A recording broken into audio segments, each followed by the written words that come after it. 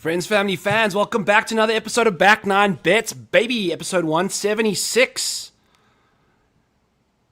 What the hell was the title of the show again? I've just come from one show to the other. It was something to do with Justin Rose. It is what it is. It's the Open Championship. Let's freaking go. It is always brought to you by DRAFTKINGS. Use code FGD as a first-time depositor over there. We'd really appreciate you doing that. Just got done wrapping it up on the Swellcast with the boys. That's why we've got the tank top on you, the John Daly Razorback 69er. All the timer. Good to see the chat popping over here with Ego Waffles. What a delight with Kenny showing up. We'll have Kenny coming in on the second 30 minutes of the show. And in the final 30, we'll be having Spencer on. So there's going to be a lot of fun things to be said and heard from multiple people. Kenny and I last did a show 5 days ago. So we'll see how that goes. Hello, Duck. Good to see you in the chat. I've got 29 minutes to get you guys caught up on what we are going to be talking about this week before Kenny gets here. Sharing the models. This is how we're rocking and rolling over here. All of this stuff is available in the Model Maniac Patreon. Use code BETS26 for 50% off your first month or your first year. You can get everything that I offer as an annual subscriber, including the Dog Dominator.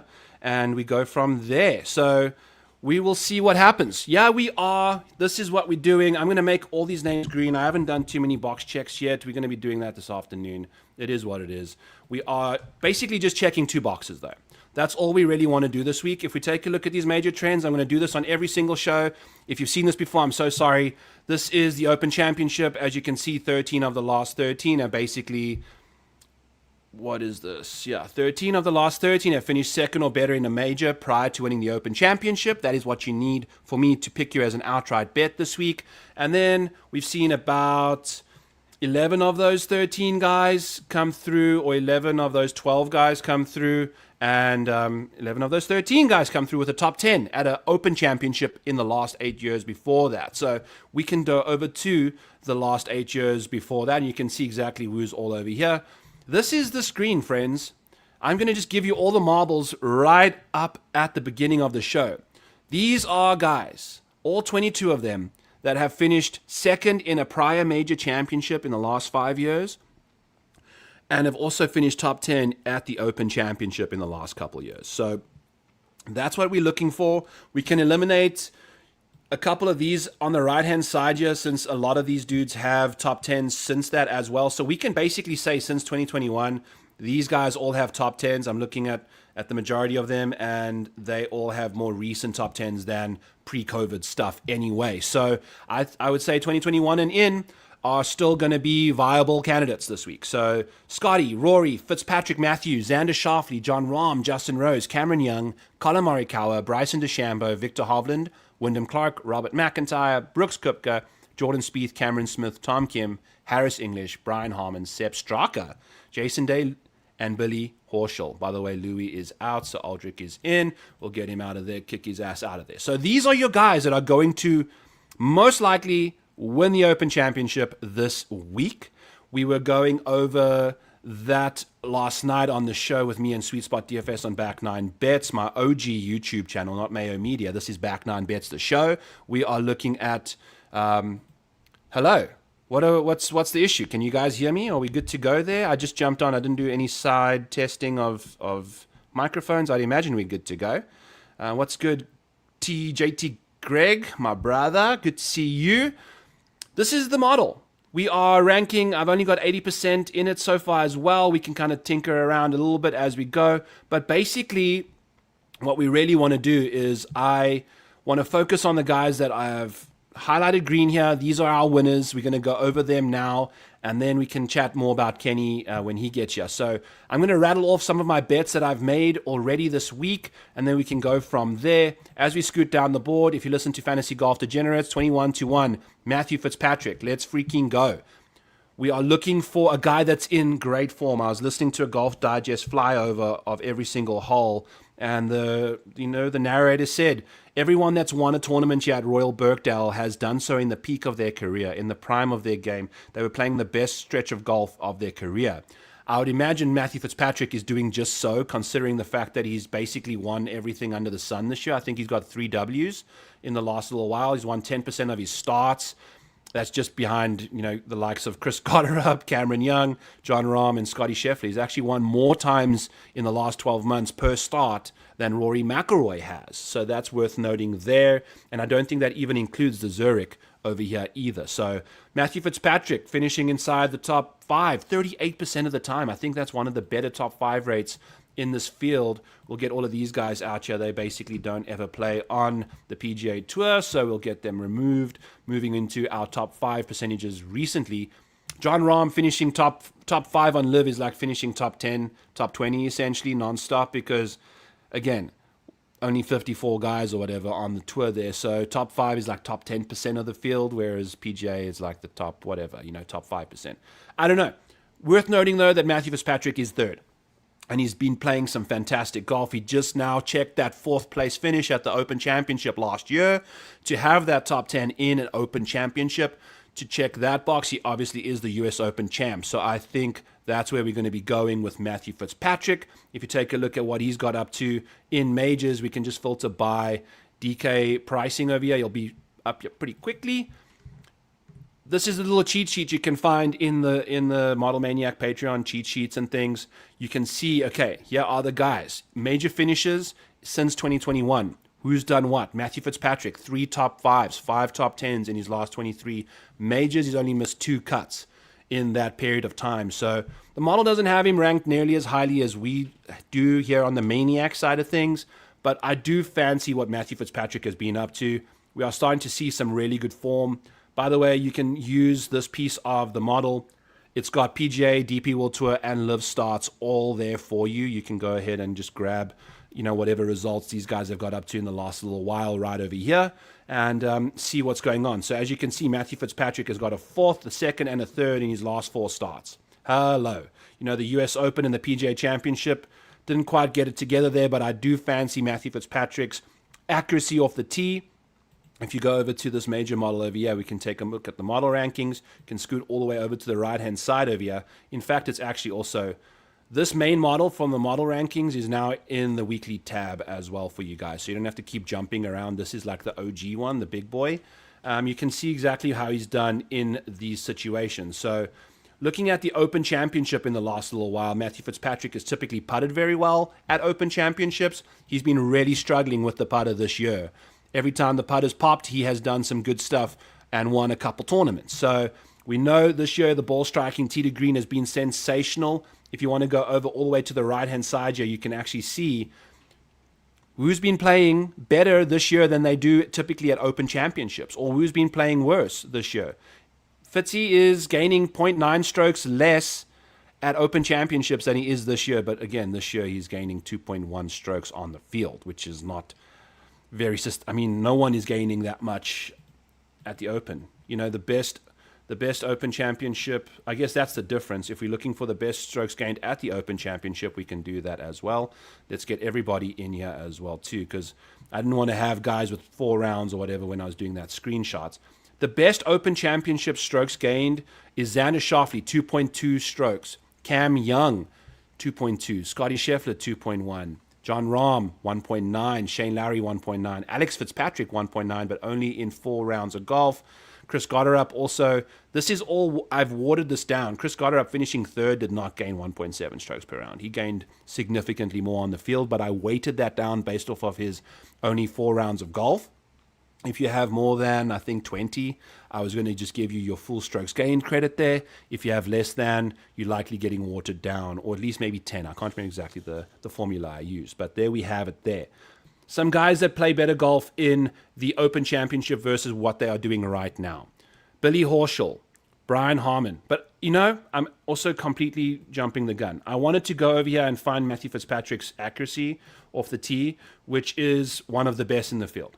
So we're not only just getting Matthew Fitzpatrick as a top-end option, we are getting one of the best drivers of the golf ball. He's slightly above average in driving distance. There's no one ahead of him in driving accuracy that is longer than him.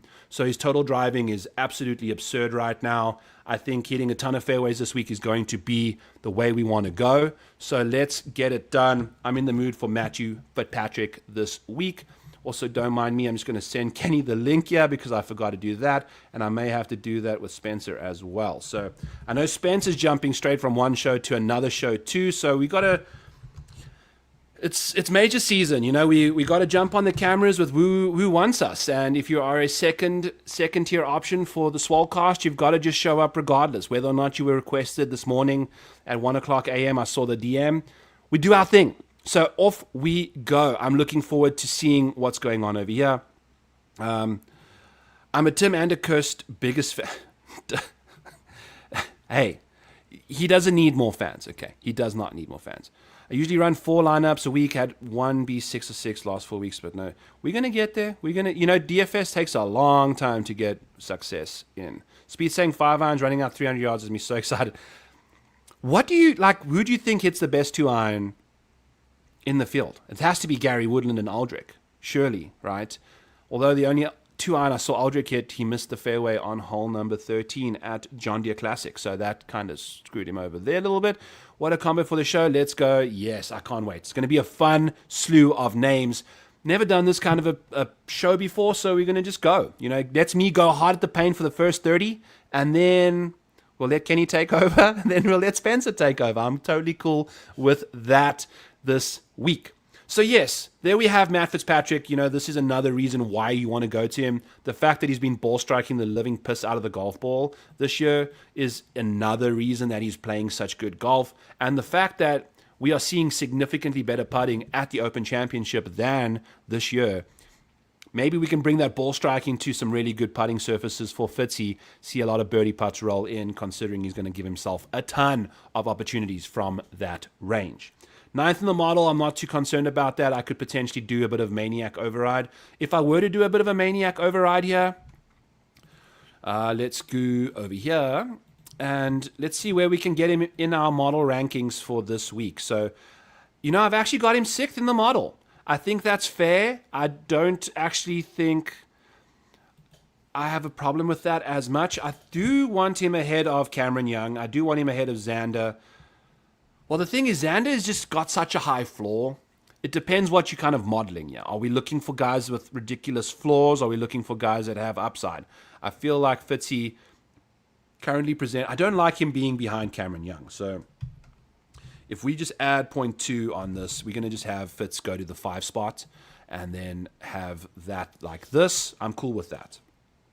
Justin Rose being in the 8 holes, cool by me. Chris Goddard up in the 10 spots, fun. We'll chat about those names here shortly. Rory McIlroy. He's 2. We can chat more about him. I don't have any touchings on him yet. I'm going to just go over my bets, and then we go from there. So Justin Rose is the next option we can find. If you go over to DraftKings, it is... By the way, we did this on Friday, and I thought things would change quite quickly, and I'm going to use Odds Checker to show you guys why you want to use code FGD at DraftKings, because it's just a much... They, for some reason, hanging out the biggest numbers on a lot of the names that I like this week. So Matt Fitzpatrick has got an 18. The next best is a 16. Tommy Fleetwood's at 19. The next best is a 16. So you're getting those 2 guys that are quite popular this week. If you're looking for Justin Rose, look how far you have to scroll to get a 41-1 on a Justin Rose.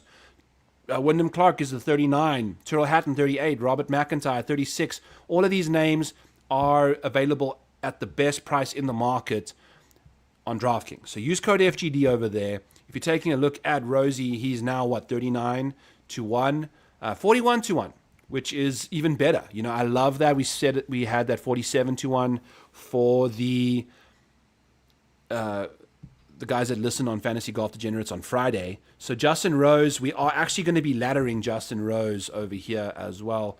Let me go over to the betting part of this. By the way, that's how you get into the Discord if you need to make that. I see the DMs for the guys, but you're chatting to that we can't get in right now. I'm on the show. So we're going to move over to Justin Rose. Here's our little ladder on him this week. We've got him at 47-1 for those of you that didn't have the future, which I did the breaking 100 of futures over here. We've got Justin Rose at a 90, which is delightful. Then we're also going to be betting him top 5, top 10, top 20 at the various odds you see here, plus 750. We're going to lay 0.2 units on there to win 1.5. On the top 10 bet, we're going to lay 0.3 units to win 1 point something.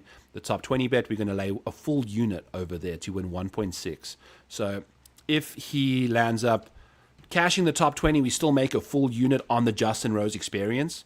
And by the way, if you take a look at what Justin Rose has done in majors over the last little while, it has been an absolute delight to watch him just flourish in the top 20 market. Here are his last 2 Open Championships. It's been a 2nd and a 16th. We've got a 2nd and a 20th a little further back there. Also, incredible to note that he did not even play at St. Andrews in 2022. I don't think he was good enough to play then. He's made a massive resurgence in the late end of his career. Then we go back to the fun part, for Justin Rose. This is an insane run of golf in the last little while. If you take a look, we can start here. Let's start right over here in 2023. 16th at the Masters, 9th at the PGA Championship. Then he went and missed 2 cuts after that. Missed 3 cuts in a row, to be honest with you. But then in 2024, we finished 6th at the PGA Championship, was that Oak Hill, and then 2nd at the Open Championship at St. George's, right, in 2024. Troon, he finished 2nd over there, Troon, and then finished 2nd in devastating fashion to Rory McIlroy at the Masters. Then 16th at the Open Championship last year, 3rd at the Masters again this year. It was basically a 2nd. He missed a real short putt there on 17, 10th and 11th in his following majors. So in his last 4 majors, we are looking at a worse finish of a 16th. In his last 8 majors, he's got 2 missed cuts and 6 top 16s. He's just playing such damn good golf right now in majors. I've always said he is the most competitive golfer we know when it comes to just applying your mind to make you a better golfer. Everyone else has got superior athleticism to Justin Rose. He's 46 years old. He played his very first Open Championship at this exact golf course in 1998. It was 28 years ago.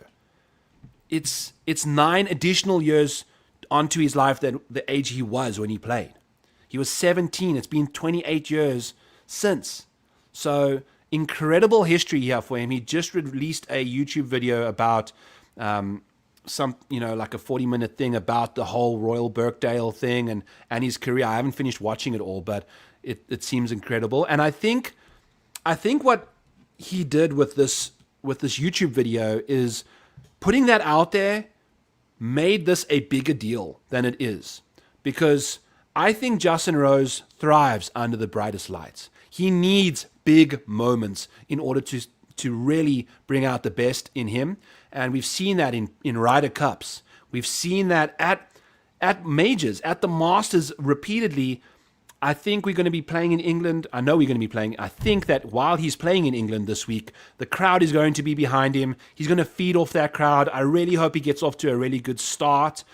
The major pedigree, is insane. And if we take a look at the recent form as well, we are seeing Justin Rose really do some good things even more recently. The fact that we finished 14th or 12th at the Memorial is a fantastic sign there. I think the fact that he's playing good golf in PGA tournaments, not just the majors, shows you that he's in really good form right now. So I fancy what's going on. At 25th of the Travelers is not bad at all either. So give me Justin Rose at the 41-1 right now over on DraftKings. We've got the 90 out there as well. Ladder his ass through the top 5, top 10, and top 20 markets. Make sure you're winning that 1 unit back on the top 20 if that does come through this week. Justin Rose, number 8 in the model. Loved the show with Sweet Spot last night. Absolutely. It was so much fun. 4-hour show. That's how we go with it over there. We're going to rock and roll. Kenny is in the background. I'll bring him on in 6 minutes. Kenny, relax a little bit as we are rocking and rolling over here. Other bets that we want to chat about over here. We're going to be going, I showed you now on the Discord, the Brian Harman ladder that I popped in there last night. So if you take a look at Brian Harman's situation, this research tool we have in the Model Maniac Patreon, you can filter by Open Championships, you can filter by majors, you can filter however you want. And take a look at what Brian Harman has done in the last 4 years, or the last 5 years, really. We've cashed 4 top 20s in the last 5. We've got a 2025. The only time it didn't cash was, I think, his title defense. After winning the Open Championship, I don't think he made the top 20 the following year. So I can understand that. We are getting Brian Harman top 20 ranging between plus 275 and plus 500. So that is typically what we've seen over there. Again, this week we are getting him at plus 285 for a top 20, plus 670 for a top 10, 15.5 to 1 for a top 5, and 125 to 1 on DraftKings a couple days ago. It's 115 out there now. Still, I just absolutely lay the 0.1 unit on that as well. So I think the way to go here is, you make sure that you're laying the 0.6 units on the top 20, so that if you do only cash that top 20 again, you're still making a unit on the Brian Harman experience, just like we spoke about with Justin Rose. So that is where we're going over there. For those of you that didn't tail the Xander Schauffele top 20 in all 4 majors, plus 700 over at the MGM book, we can go to Xander Schauffele again this week if you're in the mood. I'm not going to be placing the top 20 bet because I've already got 7 units on the line here with Xander at plus 700. I dropped a full unit on him there. So he needs to now bring it home for us for an 18th top 20 in 19 major starts, which is insane to even think about. So we'll see what happens with Xander this week. I'm a little concerned about the form. We missed the Scottish Open. We finished 51st at the Travelers, 29th at the Memorial. But again, outside of that, we got the 2 major championships that he finished 11th and 7th in. So I'm completely comfortable going with Xander Schauffele. There's a plus 120 out there somewhere if you're in the mood for food on a Xander Schauffele top 20. I'm really, really hoping we can bring home that top 20 in all 4 majors this week. That would be a fun little run over there. Then we're going to dive into a couple other. I don't think I have any other bets that I've placed just yet. I'll be doing a lot of that tomorrow. Unfortunately, the weather. I just don't want to lay too many placement bets in a world where the weather is going to be a concern for us. So taking a quick peek at the weather here, I'll actually just bring Kenny in as we go. What's up, Kenny? How are you doing? What's up, man? Good, brother. Good to see you. Thank you for joining me. It's fun to see you on a Tuesday afternoon, not a Monday evening. Yep. We figure since we did our show so early, we might as well do a little update and stuff. Let's go. So yeah, while we're taking a look at updates and things that have changed over the last little while, we can take a look at the weather at Royal Birkdale. Thursday is looking very familiar. Everyone's asked, what are the weather edges? Any weather edges this week? I would say they micro weather edges on a daily basis for Showdown. I wouldn't say there's a week-long weather edge because Thursday is calm in the morning, wind picks up in the afternoon. Friday, we're starting to see some fog and a breeze there, but for the most part of the morning, we are pretty calm, wind picks up in the afternoon. Saturday, we are looking at a calm morning, and then the wind picks up in the afternoon, and the same thing for Sunday. Nothing really eclipsing 70 degrees on the week, Kenny. Thoughts on the weather? Yeah, no rain. It's going to keep the course dry and crispy. I do have a question for you, Byron. We've seen all these pictures of the fairways and how people are hitting 5-iron. You might have already talked about this earlier on the show. Sorry, but people hitting 5-iron 300 yards and stuff like that. Do you think that'll make the course play easier?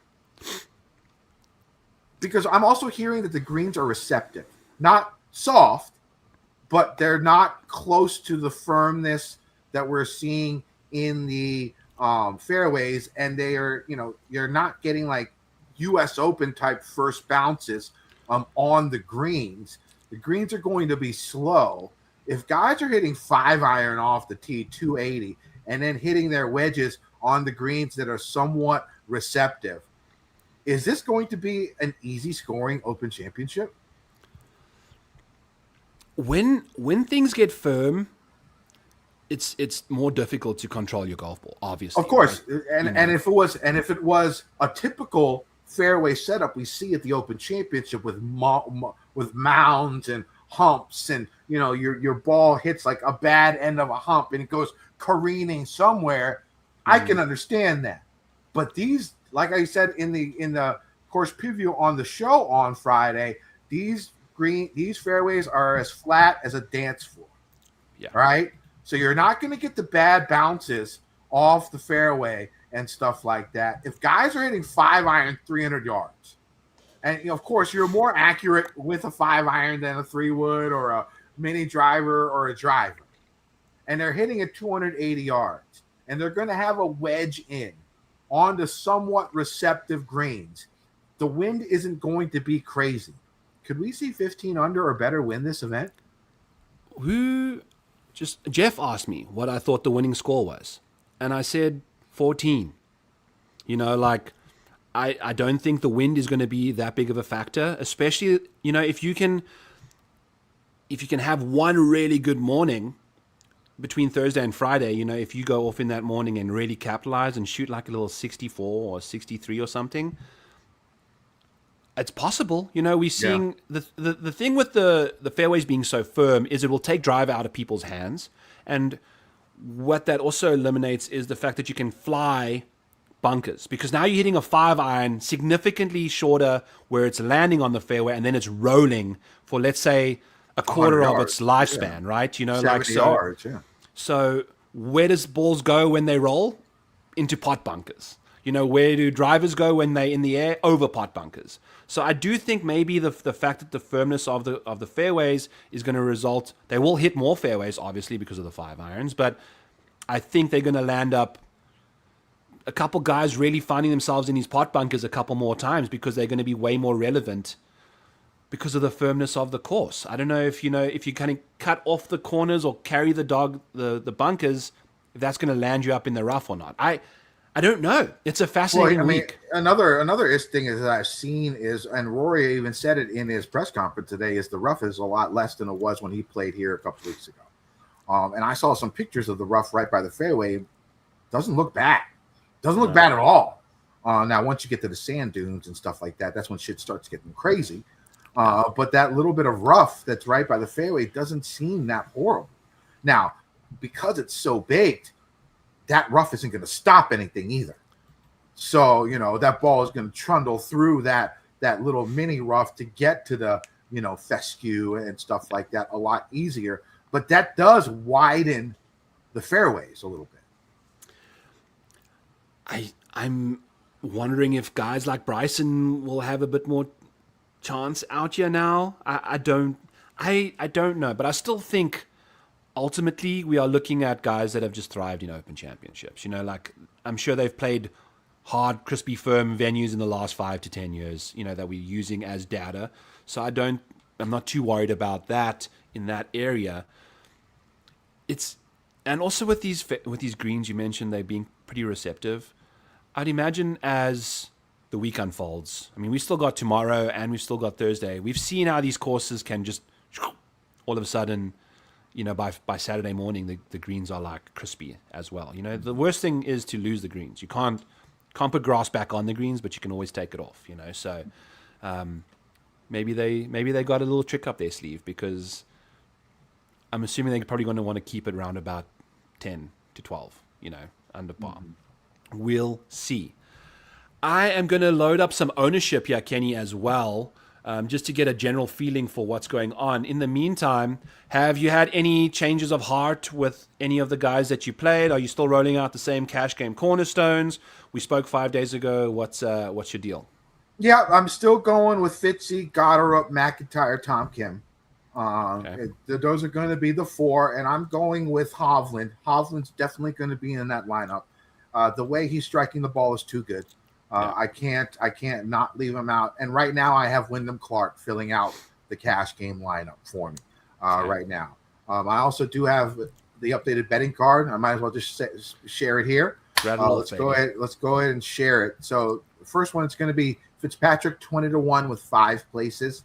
I got that a while ago. It's down to 16 now, but I would still be interested in 16-1 with 5 places.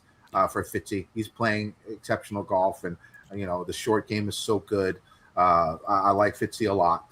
Next, it's going to be Morikawa, 28-1 with 5 places. I'm going with Colin. The form has been there this year. It looks like the game's there. If he didn't hurt his back, I think we'd be talking a lot more about him and how good his season has been this year. So I like Colin a lot. The iron game's going to be good. He's going to hit all the fairways. Give me Morikawa 28-1 with 5 places. Do we see a Colin Morikawa have his first major Open top 15 since his win? This in 4 Opens.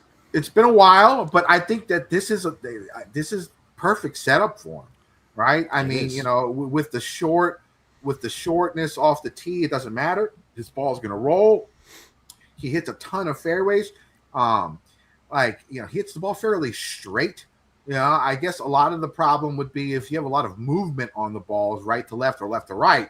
That's where you're going to have the troubles with the ball trundling into the bunkers, into the fescue, stuff like that. Colin he hits a cut, but he can hit it pretty straight if he wants. Fade. Yeah.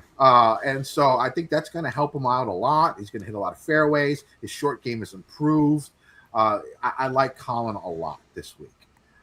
Next, it's going to be Bobby Mack, 30-1, with 8 places. Again, I just feel you've seen his iron game improve so much the last couple of weeks. He's so comfortable on links courses. Give me Bobby Mack.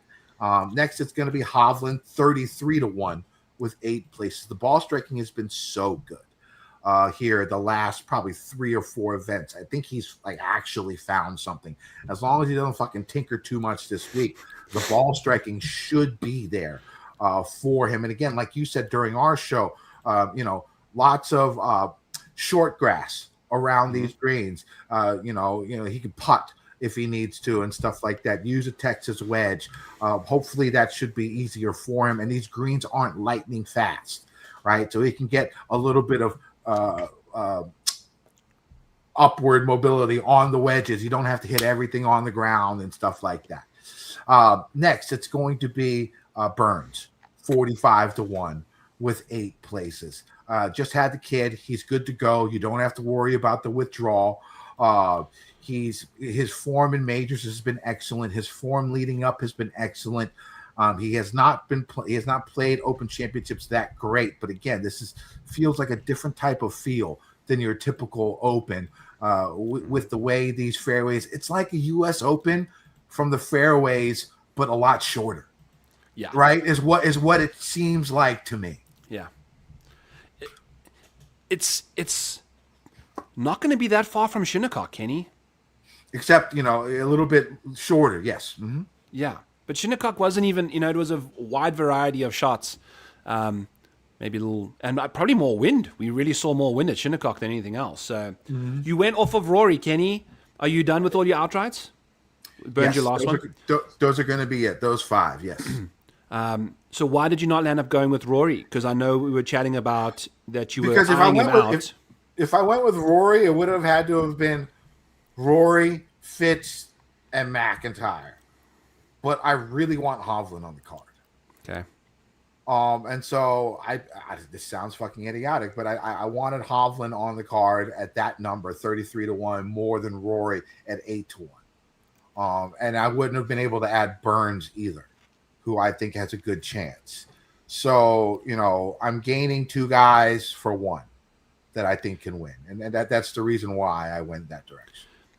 It was so funny because when we were chatting on Friday night, Rory was the odds-on favorite at another book, and he went in on one Saturday 9 holes round of golf. He flipped back to being not the favorite again because of one 9-hole round of golf that completely ruined his chances of winning the tournament. And then that Sunday, what I noticed after his round, he went back and it was back to being all square. Now, Monday during the reset, Scotty jumped in front of him a little bit. But, it was crazy how, the books move so quickly with Rory. Look at this Rory McIlroy situation here. On your screen, you are seeing strokes gained per round. Round 1, round 2, round 3, round 4. Scotty Scheffler's, it used to be his best round, was a round 1. Now it's his worst. This is for the last 12 months. Rory McIlroy, in round 1, is gaining 2 strokes. In round 2, gaining 2.8 strokes. In round 4, 2.1 strokes. In round 3, he's gaining only 0.9. He's not even gaining a stroke in round 3. It's a problem for him, Kenny, and we just saw what he did on Saturday for 9 holes. He played those 9 holes, I think, 4 or 5 over par, and then he comes out for 27 holes and plays them like 8 under par on Sunday. It's literally the day that he wakes up that he just can't play golf on a Saturday right now. Yeah, it's I don't know what's going on with him. I mean, I still like him. I'm still rostering him in DFS. I think he'll be fine. I think he's going to be in contention. It's just, to get to those two guys. And the thing is, like, I would have been over budget if I had to add Rory. Yeah. Also, so Fair. I'm like 0.1 units over budget with these guys. Okay. 0.1, like a tenth of a unit. Yeah. That's over budget. That's nothing. Yeah. I'm cool. With Rory, I would have been closer to like a full unit over. Which, for me in majors, there's no rules.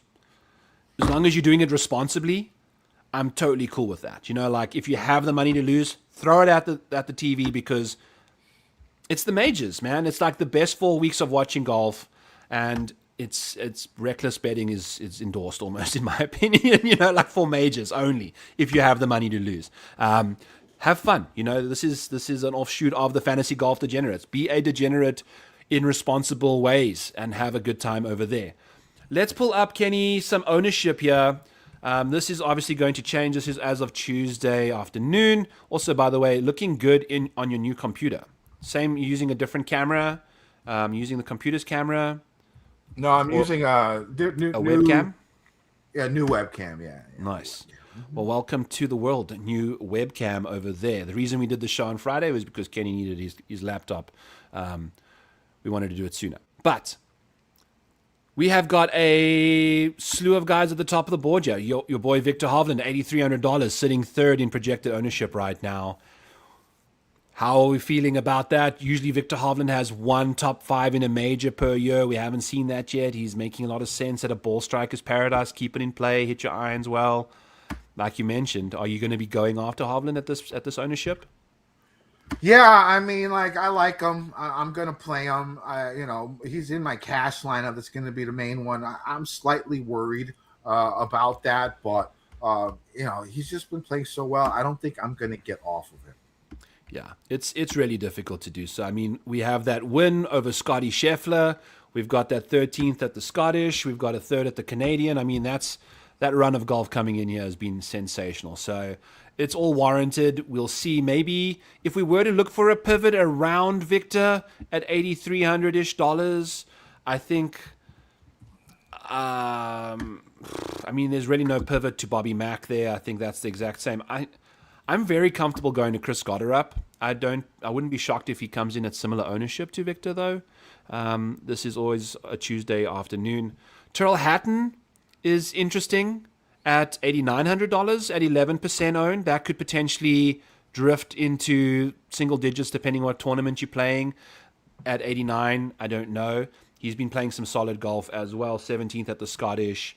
Won the Andaluca, 7th at the US Open. So doing some good stuff there for Hatton. And we are now also, there's a very good chance, friends, that I'm going to be betting Tyrrell Hatton top 20 as well, because he's just finishing inside the top 20 non-stop. We've got, 3 consecutive top 20s coming into the week. At the US Open, at Andaluca, he won, and the Scottish, he finished top 20. And then we've got 3 top 20s in his last 4 Open Championships. And I think there's plus money on a Tyrrell Hatton quite nicely there, plus 142.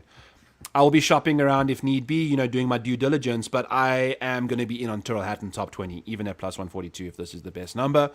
It's a no-brainer. Thoughts on Tyrrell Hatton's top 20 there, Kenny?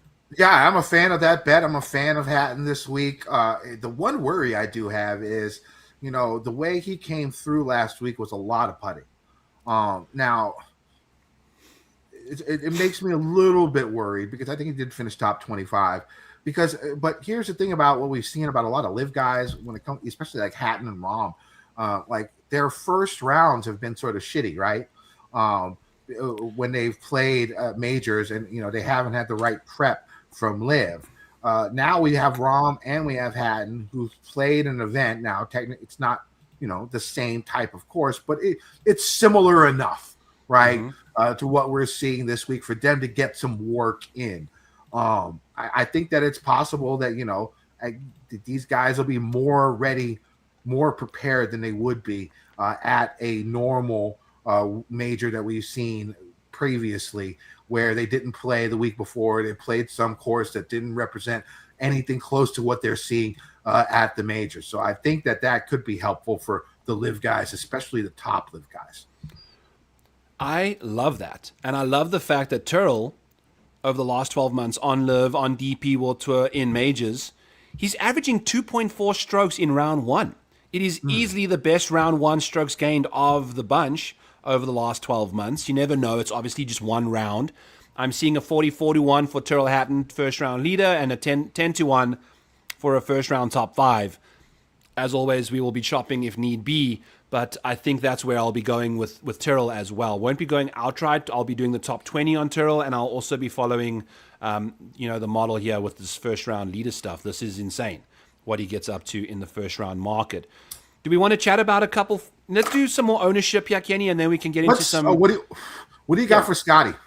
Ownership 22. 22. I was hoping it'd be in the teens. Yeah, not the best hustler play. People are going to play him. So I don't know. I might have to adjust that. Maybe I won't play Scotty. You know, Kenny, though, he's so. If you take a look at Scotty in like an isolated major setting, what about this situation is going to be scary? You know, like Xander Schauffele has been finishing inside the top 20 like religiously in majors as well, and he's had slumps in his career. He's been doing this for years now. You know, you can't tell me he's been playing the perfect golf. Even when he came back from his injury, his best finishes were always in the majors. You know, that 2025 season last year, he was top 20ing all the time there as well. So I'm not freaking out as much about Scotty Scheffler as everyone else is, because majors are mental. We've seen this. We know that when these guys get to these events, it's a totally different ball game. And I'm just looking at this stuff from Scotty Scheffler, and his worst finish in the last freaking 8 majors is a 14th place. You know, like, there's some of the guys here that have that as like their third best finish, you know. So I think you can absolutely kind of go back to Scotty Scheffler. By the way, before you got on here, these are the guys that are going to win. These are the top 2 and the top 10 in an Open Championship. It's these 22 names. I think it's 21 now that I deleted Louis out of there. So we'll see. Who of this list, Kenny, is not going to win? I'll scroll down slowly. Anyone on this? Scotty, Rory, Rahm, Xander, John, and Rose. I don't think Xander has it. Okay, he would be the one that I pick from here. Not going to win. Cameron Young, Wyndham Clark, Robert McIntyre, Brooks Koepka, Jordan Spieth, Cameron Smith. I mean, Koepka, Spieth, and Cam are the 3. Both Cams probably. Yeah. Are the 4. Cam Young can't fucking hit a broadside of a barn with a putt. No, he can't. But I don't. That's something that can flip so quickly. You never know. It can. Especially, you know, he's actually been. I was taking a look at the guys that play better in the majors than in the Open Championship compared to what they get up to in like 2026 so far. And Cameron Young he's actually balled out in the Open, man. You know, but he's got worse and worse as it's gone along. He's also putted like total shit in the Open Championship. What I did notice was Matthew Fitzpatrick, Kenny, doing really good work in Open Championships with the putter, which has been probably one of the things that has let him down the most this year. So I think that'll be fun to see what happens over there. Other names, Russell Henley coming in at 14% at $7,700. That makes sense. You know, I think the disrespect in the price tag is what's causing the ownership there. Where's the ownership? It's 14%. Okay. All right. I didn't see that. Cool. Yeah, that's a lot. That is a lot.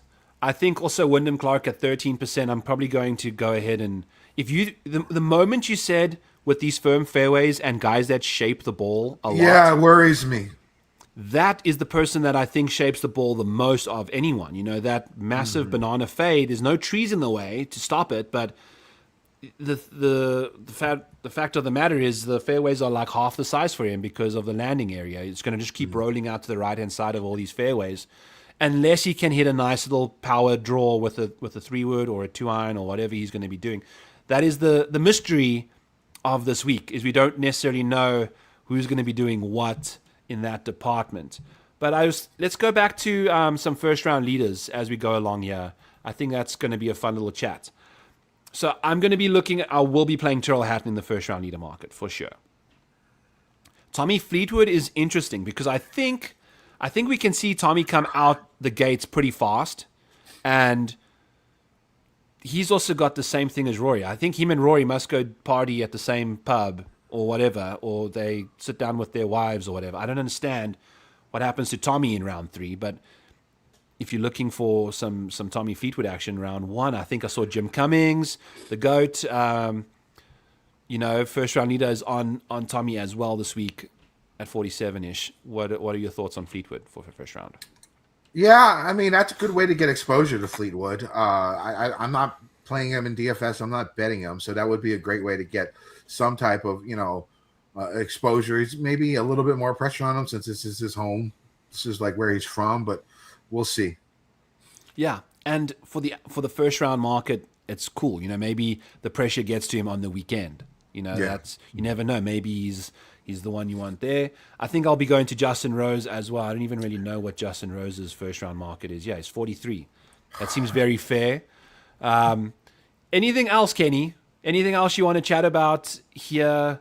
I think I'll be going to Russell Henley as well in the first-round leader market. I don't want to bet him because he hasn't had that second-place finish yet in a major. He really hasn't, he's got a third this year. But I'm going to be going to Russell Henley in the first-round leader market as well. Okay. Anything else, brother? You want to share with the people, let the people know? What's the biggest change? What's the biggest thing that you've changed your mind about since Friday? I know it's Wyndham Clark being iffy on Clark. Going Hovland over Hatton. And playing Morikawa and Burns, because Burns, we didn't know if he was going to withdraw. The baby was due. Yeah. They had the kid. So they had the kid, and I'd imagine he's on his own here. Sure. Yes, and personally, I think that would be good, but I don't know. I don't know if he's like a Scheffler, where he likes to have the family around. But I don't know. The man, goes out and hunts all the time, and you see him hunting pictures, and usually that southern hunting brings beer drinking and alcohol drinking. I don't know if he's like Scotty 100% or not. You know what I'm saying? If he's like a normal dude, this should be great for his mental. He's living the life right now, right? Yeah. This should be great for his mental. But again, these guys, especially these Bible thumpers, you never know. You never know. I would imagine he thumps a couple beers himself. I would not be shocked to see that. I think he's the more fun version of the two between Scotty. So I think Colin, so too. He could be enjoying himself here. Yeah, and some, granted, leaving your newborn. I mean, that must have happened just recently, right? Surely within the last couple of days. With like this past week. Yeah, within the past week. Yeah. So if it's just the funniest thing is your second one it's such an afterthought, man. Like your first one, you're so nervous. Yeah, this one's his second. This one's his second or third, right? Who cares? We're like, fuck it. I know, I'm feeling the same way. His wife, he just talks to his wife. He's like, bitch, you deal with it. I'm going to win a major. I'm going to go win a major. I'm going to go win a major. You deal with the fucking kids. I'm out. I tell you, it'll be awesome. It'll also be like, the fact is, Kenny, he was in that final group at the Open, like when Xander won, and he finished 31st that week. Going from the final group to finish 31st, I do think the major pedigree he's been putting out ever since we did the timing on my bets, because we did the US Open bet, the Butterfish bet with Sam Burns and Minwoo, and dude, literally, you can tell exactly when that happened. It's like Sam Burns has done some seriously good work in the majors in the last little while, and it's basically been since they played Pinehurst. So, where is it? Over here. This is... Look at this. Look at this track record, and then we get on file documented that Sam Burns is not going to get his ass kicked by Minwoo Lee, and then he goes on this run where now we had a 9th that week, then a 19th and a 7th and a 7th and a 2nd. I mean, he's found it in majors. He's figured it out. So we'll see. I think, $7,800. If we weren't even chatting about him in ownership, I don't think. I may be on, I think, wow. At 11% ownership at $7,800, we can't really trust it right now. But even if that gets to like 14. He might be the person I substitute Clark with in my cash lineup. And I'll just leave $700 on the table. Yeah. And I usually am so hard and fast with my rules for the Open Championship and needing a top 10 and whatever. The fact of the matter is that he was basically going to almost win the damn thing and had one bad round. So we'll just pretend that meltdown is what it is. So we'll go there. All right, my brother. Thank you so much for tuning in. I appreciate you. It's good to see you on the new cam and the new computer. Yep. Let's have an awesome Open Championship week. All right, brother. All right. Catch you later, Kenny. Peace. All right, kick Kenny out of there. We'll have Spencer coming up here at 3 Eastern, maybe a little after that. Diving back into the model. I'm kind of just running off of whatever we're going with here. I really appreciate you guys led to the party, but I love Haotong Lee first round leader. I don't mind that either. Haotong Lee in these Open Championships has been a fascinating case study. And we get like a double-end, bookended situation here with Haotong, where we are looking at last year's Open Championship and some of the best finishes we've had in Open Championships over the last little while. Haotong's right in this third place group with the guys in the yellow here. The fact of the matter is the Haotong Lee experience began at Birkdale in 2017 with a third place finish and then finished fourth at last year's Port Rush. So he seems to find his groove in these Open Championships somehow. Yes, there was a million of miscuts in between there. I don't know if I'm a fan of what Haotong Lee's been up to coming into the week, but let's wait for this to disappear there. Okay.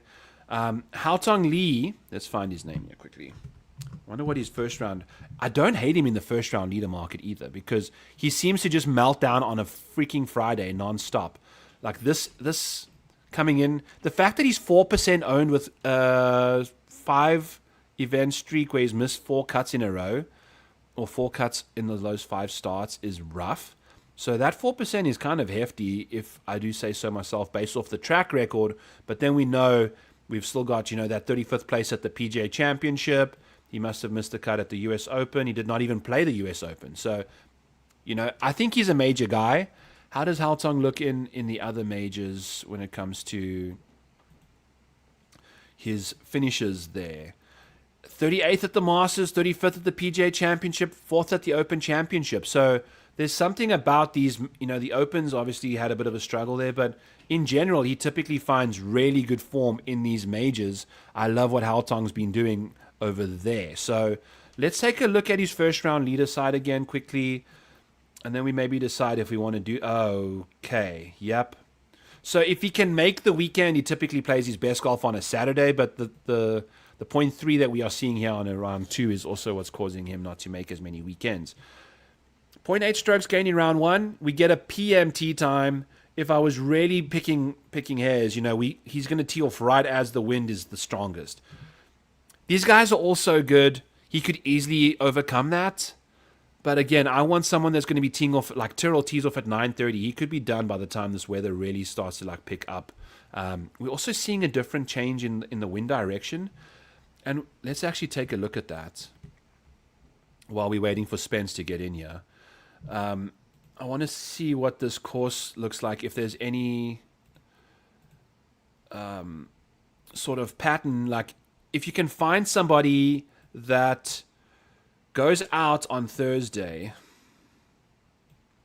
and plays these holes that are going with the wind this way.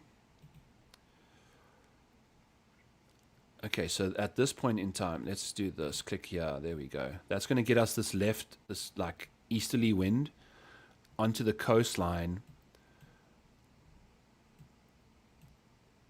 I don't even know which hole is the first hole, to be honest with you. but it looks like they all kind of clump together. It's not necessarily, we're not going out into the wind and then or with the wind and then coming back with the wind, because when it switches like this, you never know what the course does. But we're going to just leave that alone. Okay. I don't know. I can't quite. I need the AMT time for round one. So let's actually do that. Let's go back to the round one side here. We got a lot of guys that are going off early that are round one juggernauts. I love the Russell Henley 9:30 tee time. Daniel Hillier is going off at 6:46. He gains 2 strokes per round in round one. That is a lot of strokes. Does he have a lot of starts for Daniel? I want to just make sure that's a decent sample size. What has he been doing? Holy cow. This is the last couple. So he must just go full on Keegan Bradley mode where he just dials it up. He just won in New Zealand in March, 7th at the Austrian Open, and then 14th at the KLM. So got a bit of accuracy, got a bit of distance, good off the tee, good on approach at times. Then the short game comes into massive question marks. But I'd imagine Daniel Hillier is some ridiculous price. 130 to 1. I'm sure if you shop around, you can find even better there. So, Joanne, Alex Noren, you know what? I'm actually going to have somebody else answer that question for us, because if there is one person that I trust as a true and tested confidant for Alex Noren, it is my good friend Spencer Aguiar, who went on to a show and proclaimed that Alex Noren was going to win a major. He went and sucked it up. Shocker. We went at a massive number there, Spence. How are you, and how's Alex Noren looking to you this week? I mean, Alex Noren is one of those blind spots in my model that, that happened at the Masters, I want to say, when would that be, 2023? I mean, in fairness, he was like 200 to 1 to win that golf tournament, but went straight to the bottom of the leaderboard on it. I've been good with him this year, though, for the most part. Like, I always put him as Voldemort in all my pictures in the articles that I do, but he's been fine. I mean, I have him as like a fringe top 50 player. I seem to be lower in the market than most people are. I mean, I guess in fairness, he's like the 50th or 51st price guy. I'll flip the question to you. Where do you have Alex Noren? So in the major rankings model, where I basically just this is how I come up with these rankings over here for the majors. So we're going to take a win gives you 10 points. Second gives you like 8 or 6, and then it kind of just whittles it down to a top 20, getting you like 1 point basically. So you're going to get all of these points. If you take a look here, we'll find Scotty Scheffler like right at the top with 97 points. So that's a 97 point score based off of, ridiculous amounts of top 2s. And a top 2 still counts a lot for me, because it's what I need. When we take a look at these major trends, all the top 2 finishes in a major is where we want to go. So that's how I see this. Alex Noren ranks out as the 33rd option when it comes to this kind of situation in this model over here. Got 3 top 20s. He's missed 8 of his 15 major cuts, but 3 top 20s in those ones. And they've mostly been the Open Championships, where he's really done the majority of his hard scoring there. And I think that's what's carrying most of his stuff here. We've got him ranking as the 14th best option in Open Championship scoring. So that makes a lot of sense. And he's also been ranking out quite nicely for me in general when it comes to the overall models each and every week. I've had Alex Noren popping up pretty high for me in general. So if we take a look at some of his other metrics, he's been putting so well over the long period of time, and then just recently he's been really struggling. And hilariously, Spencer, this is exactly like when I got on Alex Noren, is in the last 2 months, when like his strokes gain profile is one of the worst we've seen in a long time. This is what he does to you. This is like the classic Alex Noren trap. So the long-term look on Alex Noren, fantastic. Short-term wise, I mean, the recent form here has been a little bit of a... I mean, look at what he was doing before he goes and misses 3 cuts of the last 4. We had a 26th at the PGA Championship, a 9th at the Memorial. Guys just balling out. then the next thing we start hopping on him after a couple good results and he doesn't know how to play golf, you know. So I wouldn't be shocked at $6,400 to see him come through quite nicely. He does get that 947 tee time. I'm curious what his round 1 strokes gained is. Not necessarily his best. I think rounds 3 and 4 over the weekend is when he typically does his best work. Lately, he's been shitting his pants over that. No, he hasn't had a chance to do that yet because he just keeps missing cuts. So we'll see there. Hope yeah.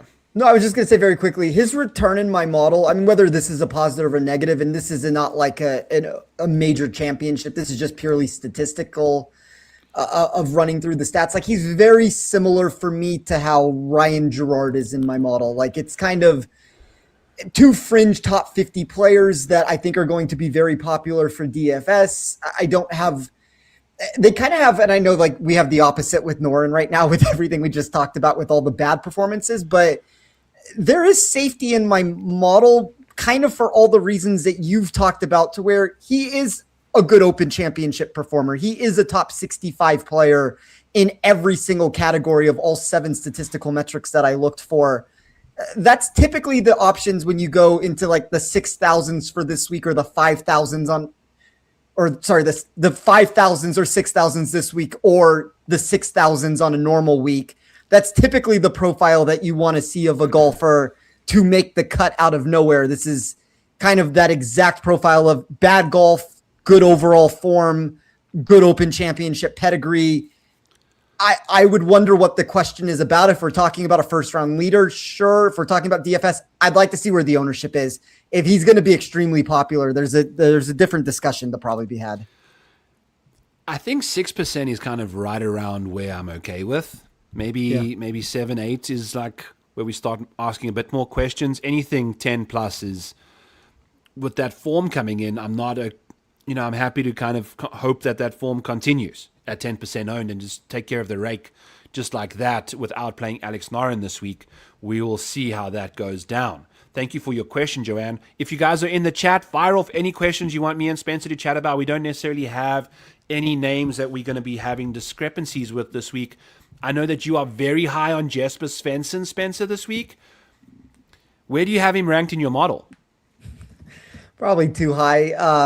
35th for upside, 28th overall, which is going to put you in a massive disparity zone from where he's actually priced. If you look in the betting market, he is about the 97th to 105th player. On DK, he's 92nd overall.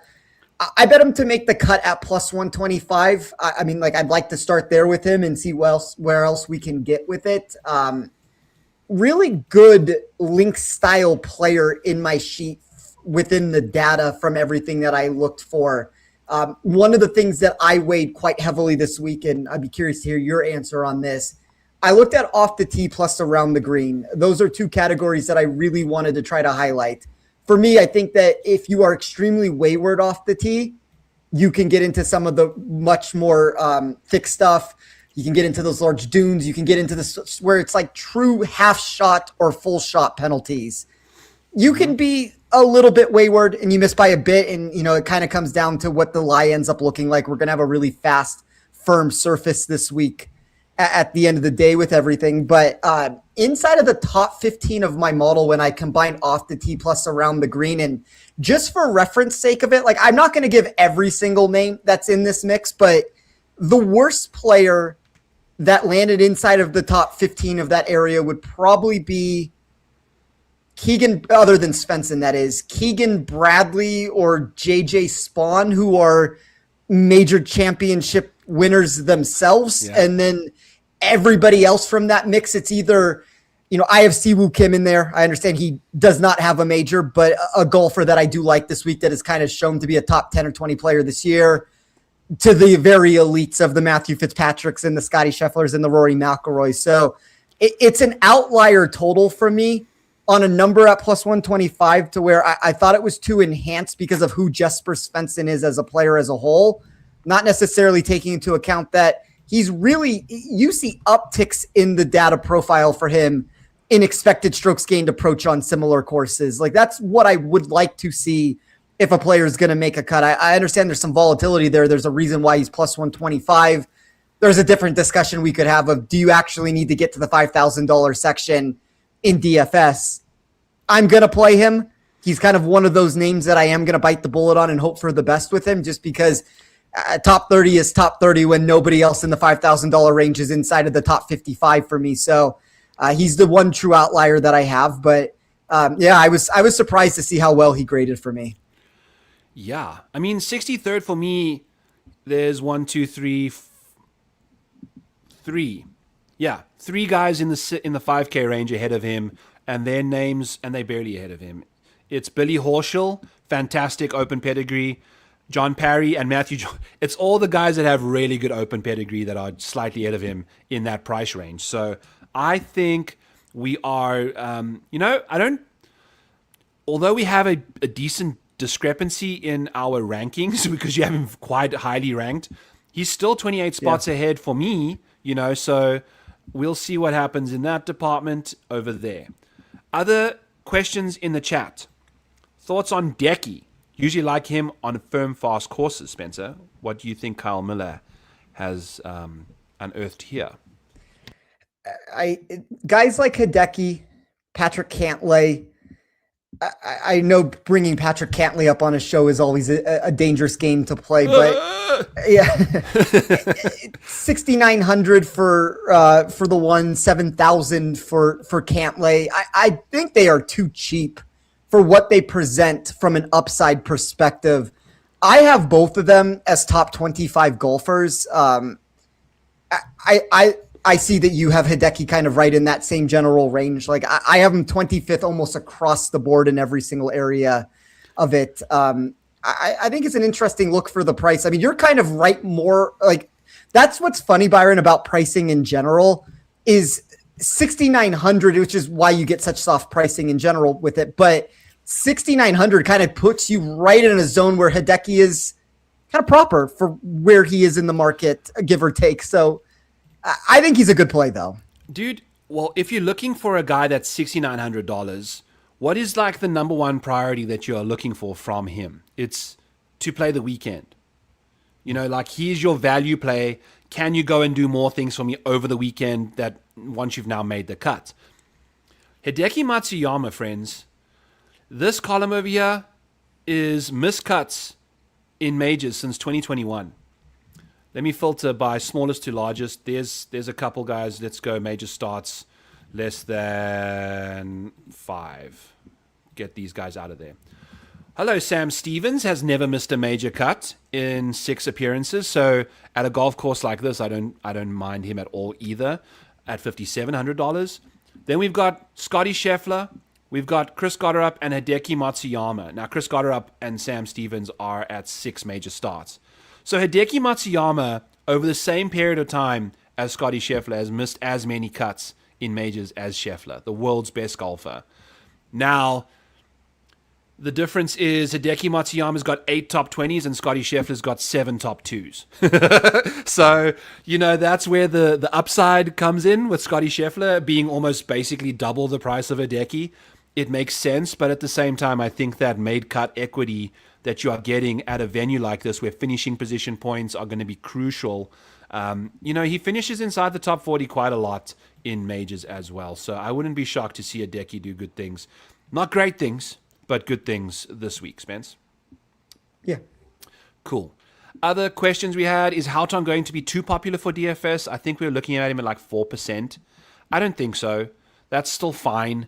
Maybe, 5% comes in there. I just think his major pedigree, we've seen his pedigree is like really impressive, so I think at $6,200 he checks at least the top 10 in the Open Championship, and he's done twice. And the beauty of it is that the one time it happened, the second time was the last time they played here, which is good vibes if anything. And the major pedigree coming in is very impressive. He's made top 40 in the last 3 majors he's played in.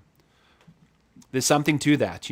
I think Bad Haotong gets put in the basement for a little bit longer than he gets the opportunity on like PGA Tour events, where he shows up on Friday afternoons and just strikes with the what do you call those things the Grim Reaper walks around with? A scathe? You know what I'm talking about? Yeah, I don't know what the name of it is, but I know what you're right. talking about. If anyone in the chat can tell me what the Grim Reaper carries around with, I'll give you a free month in the Model Maniac Patreon right now. Why the hell not? All right. Another question coming from Joanne. Would you play Noren over Fowler? So I guess let's just talk about Ricky Fowler. We've already spoken about Alex Noren quite extensively, Spencer. Immediately off the bat, which way are you leaning? You know what's really funny about Joanne's question is before we moved on, I was going to ask you, would you rather play Ricky Fowler or Alex Noren? What? I swear on my life on that one. So it's a funny question that was asked. Personally, I would rather play Ricky Fowler. It's not a massive disparity between the two. But if I had to pick, I think that people are more likely to go to Noren if I can get a little bit of leverage on names that are very similar in my model. I would rather just play the one that is lower owned, who I think will probably be Ricky in the spot. Yeah, it's interesting because Ricky started doing this thing where he had like 3 consecutive top 10s in signature events and then went ahead and just started missing cuts again. Like epic. You know, like we can just never figure these guys out. I need consistent golfers in my life. Spencer and Ricky Fowler or Alex Noren are neither. So I think I would lean in a pinch to Noren just given the open pedigree. You know, there we have it. So there we go, Joanne. And he said a sickle. The Grim Reaper carries a sickle or a scythe. Yeah, there we go. So Stinky, I think we're still half in the process of getting you into the door. I don't think you ever want to. You always just answer the questions correctly and then just never show up into the Discord. It's just a perennial contest winner that doesn't care. Just does it for the vibes. So Stinky Bill 2103, reach out to me on X or however you can. I'll get you into the Model Maniac Patreon at the Model Maniac. Call me there or just message me at the Model Maniac Patreon over there. Let's see. Anything else that's been mentioned in the chat? No. Okay. All right, Spence. Now we're going to go back. We're going to take a look at my rankings and we're going to see where you find the biggest difference at the top of the board here. Because what I'm adopting this week, got 30 plus lineups going. I'm going to be playing a bunch of these guys at the top. I'm not necessarily too concerned about where I play the most or not.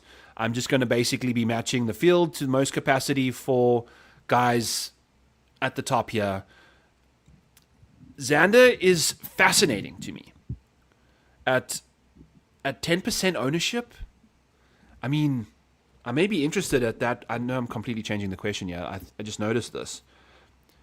For someone that's finished inside the top 20 in like 17 of his last 18 majors, how are we getting 10% ownership on a guy that's $9,800? I understand the upside's not there, but this ownership is starting to like reel me in a little bit.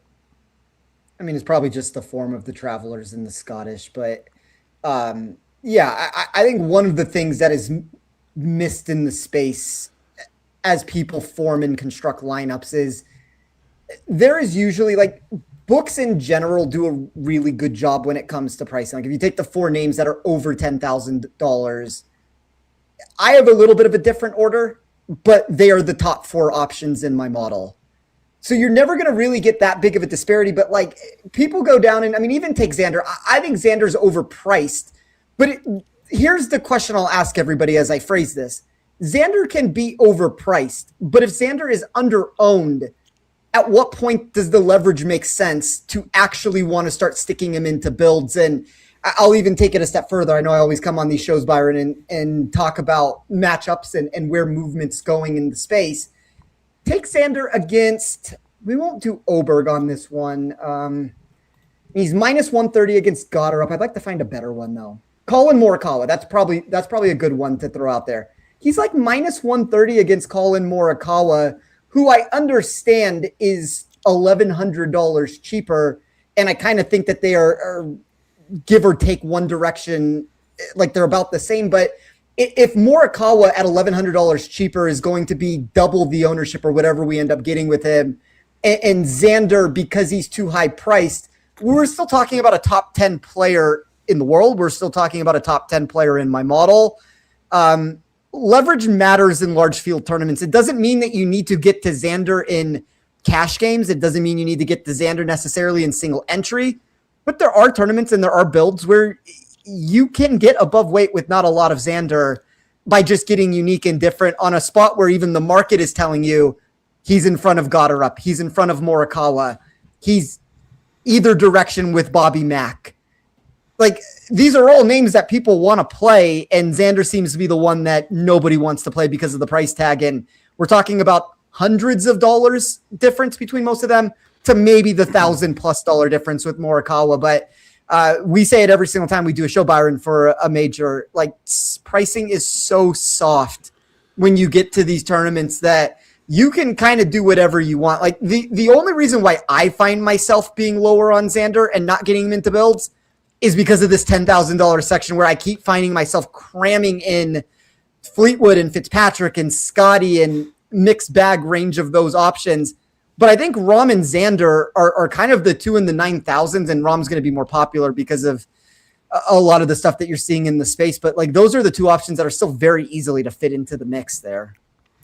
Yeah, it's fascinating, buddy, because, I mean, if you're just taking a look, if say, for instance, Colin starts getting steamed a bit towards even the upper teens, you're going to have a 5 to 10% difference in their DFS projections. Since Colin won his first Open Championship, Xander Schauffele has beaten him every single Open since. Yeah. You know, 15th miscut, 17th miscut, won it, 16th, 7th, and miscut. Like, Colin has been pretty poor in Open. Like, he's one of the most dine and dashy Open champions I've ever seen in my life. You know, like, how do you show up in your debut, win an Open Championship, and then not even sniff a top 10 since? You know, it's disgusting. So if there was someone that I'm fading this week that starts getting a little steamy on the ownership front there, it's definitely Colin Morikawa, if, you know, based off the Open pedigree on its own. I'll ask you this question. I'm genuinely curious to hear your response on this. Open championships can get blustery. This one does not look like it's going to do such a thing. There's been a lot of discussion. I don't necessarily see it to the same level as most of the space when we talk about Colin Morikawa's win play. I know a lot of people say, and maybe you have different numbers than I do on this, that when it gets extremely gusty, you get the worst of him. And I don't necessarily disagree with that sentiment, but I also think you sometimes get the best of him, which is where you equal it out to where you kind of get some average return from him. Do you think it's better or worse for Colin Morikawa if there's no wind at this tournament? Better. I would agree with that answer. Like, in a vacuum situation, I think that's probably the correct answer there, which I can understand why people are wanting to back him. On my outright card, I ran out of room very quickly with the way that I built it. I think that you have to be either a high-end golfer. That's won a major in the past, or somebody who has been knocking on the door over and over and over again at this particular course. And I think Morikawa and Henley, for me, were the two that just missed out on making my card. I like both of them. I'm not going to come on this show and say anything negative about either one of them. Just the way that I built my card, those were the last two names to miss, either fortunately or unfortunately, depending on how this ends up going. But I think that there is a specific skill set that both of those two have of being accurate off the tee and finding the scrambling nature at similar courses where you sometimes get the most. I think the question to both of them for DFS purposes is how steamed do both of them get when every single person seems to be wanting to back them? And DK did us a massive disservice on Russell Henley here. Yes. At $7,700. I'm not entirely sure what he's doing in this price range. That's got him sitting at like 19th for me. That he should be absolutely sitting in this bottom of the 8K range. Like Bryson just clogging up this 8K range as well is interesting to note. Hatton being ahead of Russell Henley is also I think they'd really relying on a lot of recent form for these pricings versus the actual Open pedigree. And I think, what are you going to be doing with Russell Henley at 14%? I mean, that's a question we got to ask ourselves, because I think in high stakes at $7,700, when you got a 5th and a 10th in your last two Open championships and a 3rd at the Masters this year, I mean, the guy's an absolute baller. He can absolutely contend this week. $7,700. He could be your cheapest option in the lineup, given how the pricing is this week. I think, I would not be shocked to see him go bananas in the ownership side there, but I might just have to start betting him instead now. I'm going to give a positive and a negative to him, and I'd be curious to hear what your discrepancy is between some of these players. So, like, of an option that's priced right around him, I do think, like, for whatever this is worth, I've been more of a proponent of this golfer than most people throughout time. I think he's very similar to a Sam Burns. I don't see a massive difference between them, and I don't have ownership up in front of me right now. I'm still waiting to run numbers. You can tell me what the difference is between Burns and Henley, but I would think that it's like a 50-50 sort of a spot, at least in my opinion, of who's the better play, just in a vacuum. You're asking a lot of me here, Spence, because I think Sam Burns is starting to find his stride in majors. I was just chatting to Kenny about this when he got on, because I remember doing the Butterfish bet with him here in 2024, when this is what Sam Burns' track record looked like in majors.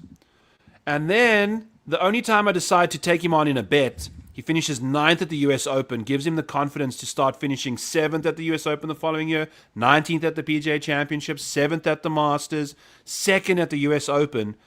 That second place at the US Open is a huge number for me. Yeah. It's a number that Russell Henley doesn't possess. Russell Henley only has a 3rd place at the Masters this year. So you need we've just seen these guys with 2nd places in majors. They just dominate the Open Championship. And am I going to be splitting hairs between a Russell Henley 3rd? I've bet Chris Goddard up, and he's only got a 3rd as well. But just because of his performance in links environments, I think that's the way to go.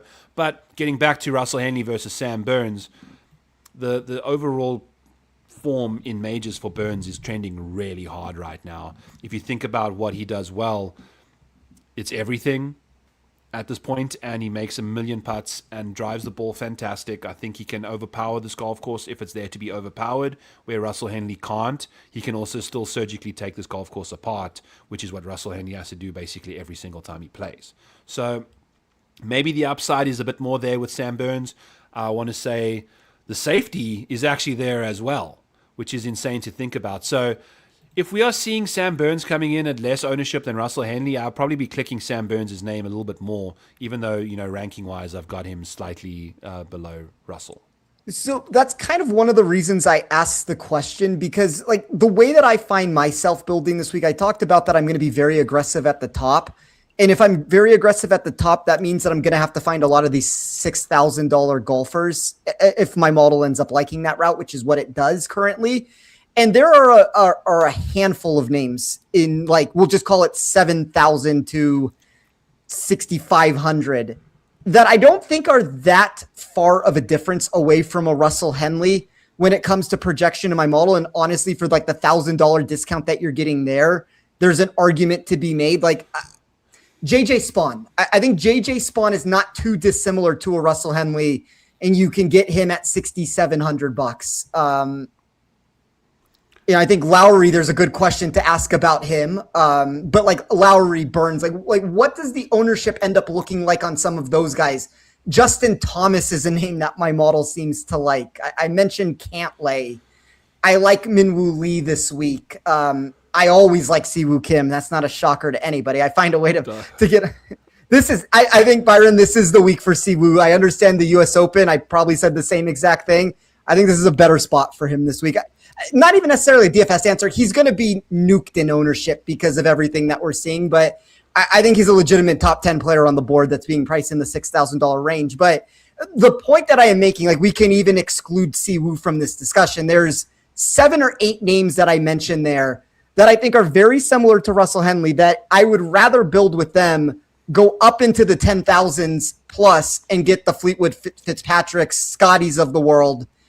I don't find myself a ton landing in this high $7,000 zone. And for when I do, how do I want to build it? And I kind of have a similar answer to you on it, to where I am finding myself on Sam Burns if the ownership is going to be less. I am finding myself on Justin Thomas if the ownership's going to be less. I'm finding myself on I mean, even Shane Lowry to an extent. I think Lowry is worse in my model than any of those other names that we talked about.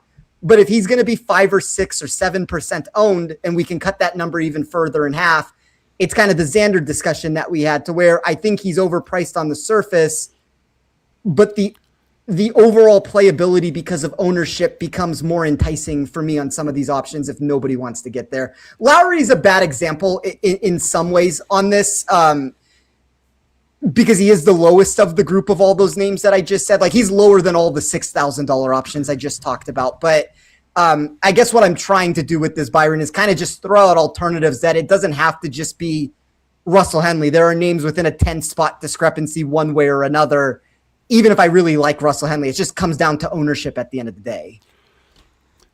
You know, we play the game, and the ownership is what dictates. I mean, our opinion on guys that we've had a stock standard opinion about for the whole week so far changes the moment I see a Xander Schauffele 10% ownership situation. You know, so that's going to be fascinating to see how that unfolds. I also want to just point out there's contextual clues in things when it comes to these golfers, and there's like periods of time where they just struggle. Look at what Shane Lowry was playing like prior to the Cognizant Classic second place meltdown. This is easily one of the worst second places you will ever see on a person's profile. If you don't know what happened, he hit the golf ball in the water twice down the final 3 holes to finish second. And since then, he has not finished top 20. It's been the best finish he's had is a pair of 22nd place finishes. And it's just been the putter, the short game, you know, like whatever. The iron play in particular has dropped off consistency-wise, but he's started to find that again. Maybe he finds the putter this week, Spencer. I don't know.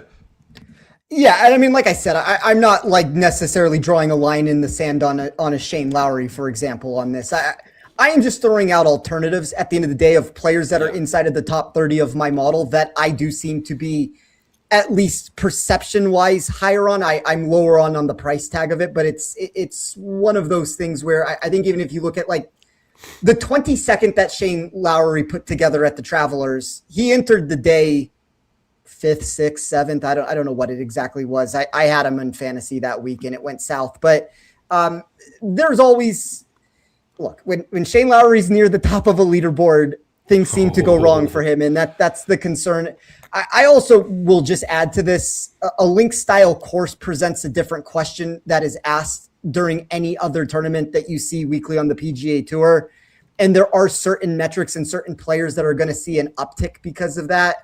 You know, Lowry, for example, is 21st in my model in weighted strokes gained total. He's a top 10 win player, which, you know, if the wins don't pick up, maybe there's that, you can negate some of that within the profile from it. But inside of the top 30 in a lot of the areas, 2026 approach numbers, he's second in my model, which, you know, that's through an entire year. I can understand the metrics can go left, right, sideways, up, down, every direction throughout the course of a year. But, look, when like I think the one thing I will say is you sometimes have to, and this is once again not a Shane Lowry discussion. I've talked about Shane Lowry more on, I haven't mentioned Shane Lowry's name in anything that I've done so far this week, but like the thing is with Shane Lowry on this, you sometimes have to ask the difficult questions. If you can find leverage in a spot, like we're not trying to play DFS contests in large field GPPs to just cash or min cash in it. It is so top heavy that you are trying to find outliers to where you are picking and choosing spots where you kind of have to close your nose and cover your eyes and hope for the best. It doesn't mean you're going to get every single question correct, and not every single answer is going to give you the right choice on it. But as you build a player pool and you take a guy here who's 5% and you play him at 10%, or you take a guy here who's 3% and you play him at 10%, or whatever your discrepancies end up being, sometimes those are the combinations that are the gross ones when you look back, and it's we can throw Henley into the good of this, where you come up with Scotty, Henley, Lowry, XXX for the last 3, and that's the lineup that wins the millionaire maker from it. So, look, I think we overblow some of these situations sometimes with what the good or the bad is. I see the Siwoo thing. He has one top 10 in 37 majors. I don't love the ownership. I think that's the big concern here of what's happening on that. The counter argument that I would give to it is that this is also not the same golfer that we've had in years past. He's nearly a stroke better throughout like the last 3 or 4 years from what my baseline numbers had for him on what we're getting during this go around. I don't love that data golf, unfortunately, and data golf is the culprit on this one. Like I say Siwoo Kim every single week. I sometimes move the needle and I sometimes don't. Data golf has pushed this one so heavily on a golfer that he's minus 300 to make the cut now. He's like a top 10 option to make the cut as a $6,900 golfer. It's unfortunate what has been done with him. I think in large field contests, you might need to ask a different question on what this looks like for Siwoo Kim. But look, for like cash games, I'm going to play Siwoo Kim. For single entry, I think it's fine to play Siwoo Kim. For large field tournaments with tens and hundreds of thousands of people, maybe I go a different direction to try to make my lineups unique so I don't end up on the same exact Scotty and Siwoo and all these names that keep getting fit. But I'm always going to like Siwoo more than the market. That's just going to be an every week thing for me.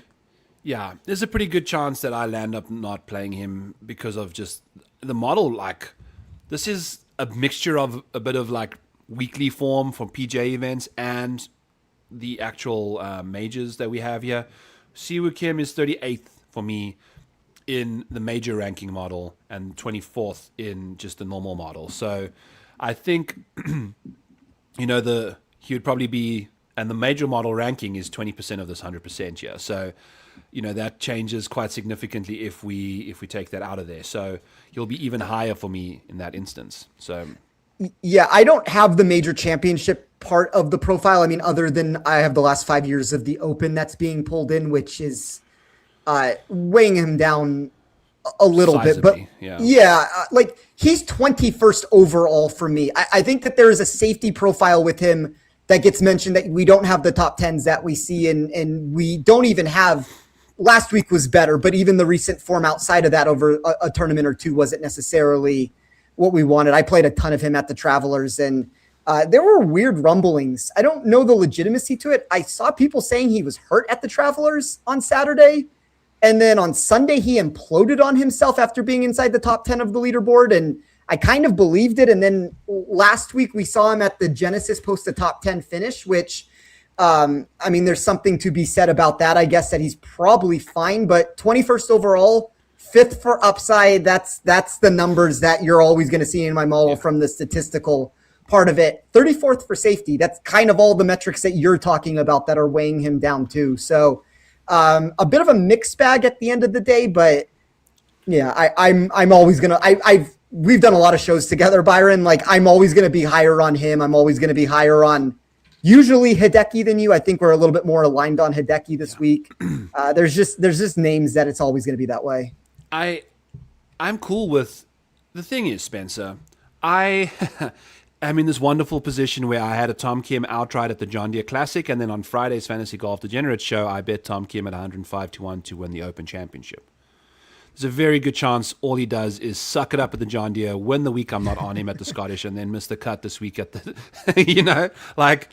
that's just how it goes. But how I would have avoided that situation is if I had my Siwoo Kim-ness that you have, where you have conviction in somebody and the metrics that they provide, and you constantly back them. You have to almost look at it as like a long-term investment where you're just kind of waiting for that blue chip stock to slowly improve over a period of time. I haven't invested in Siwoo Kim enough to feel that way. So I think, that is just based off of how you've been is what you are, and I think I'm okay with that. So just because I don't like him this week doesn't mean that I don't like him overall. It's just I haven't been on him that much. And if we're looking for some pivots, potentially, based off what we're seeing ownership-wise on the screen here, it could change. It's only Tuesday afternoon.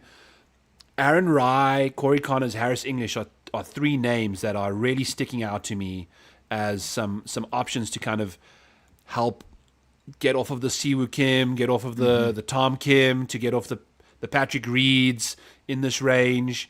Some Russell Henley if you're looking for Aaron Rye instead. I think, And Sam Burns in particular, if you're looking to get off of Henley and McIntyre, Sam Burns at $7,800 could come in less owned than them as well. So those are, and Alex Fitzpatrick is another name that I think is playing some fantastic golf. We've got a top 20 debut 3 years ago, and 23rd at the US Open. He's playing.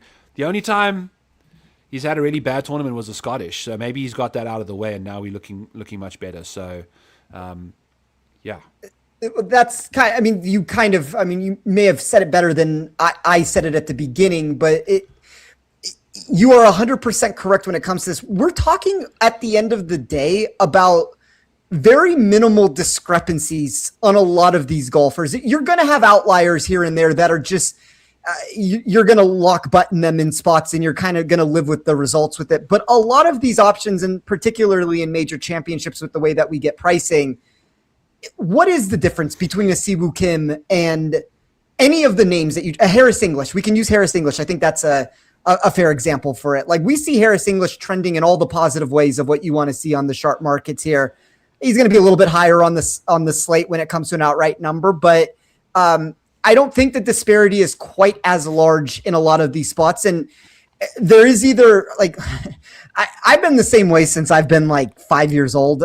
My mom used to say that I am very stubborn. Like, you're not going to change my opinion on something once I make up my mind.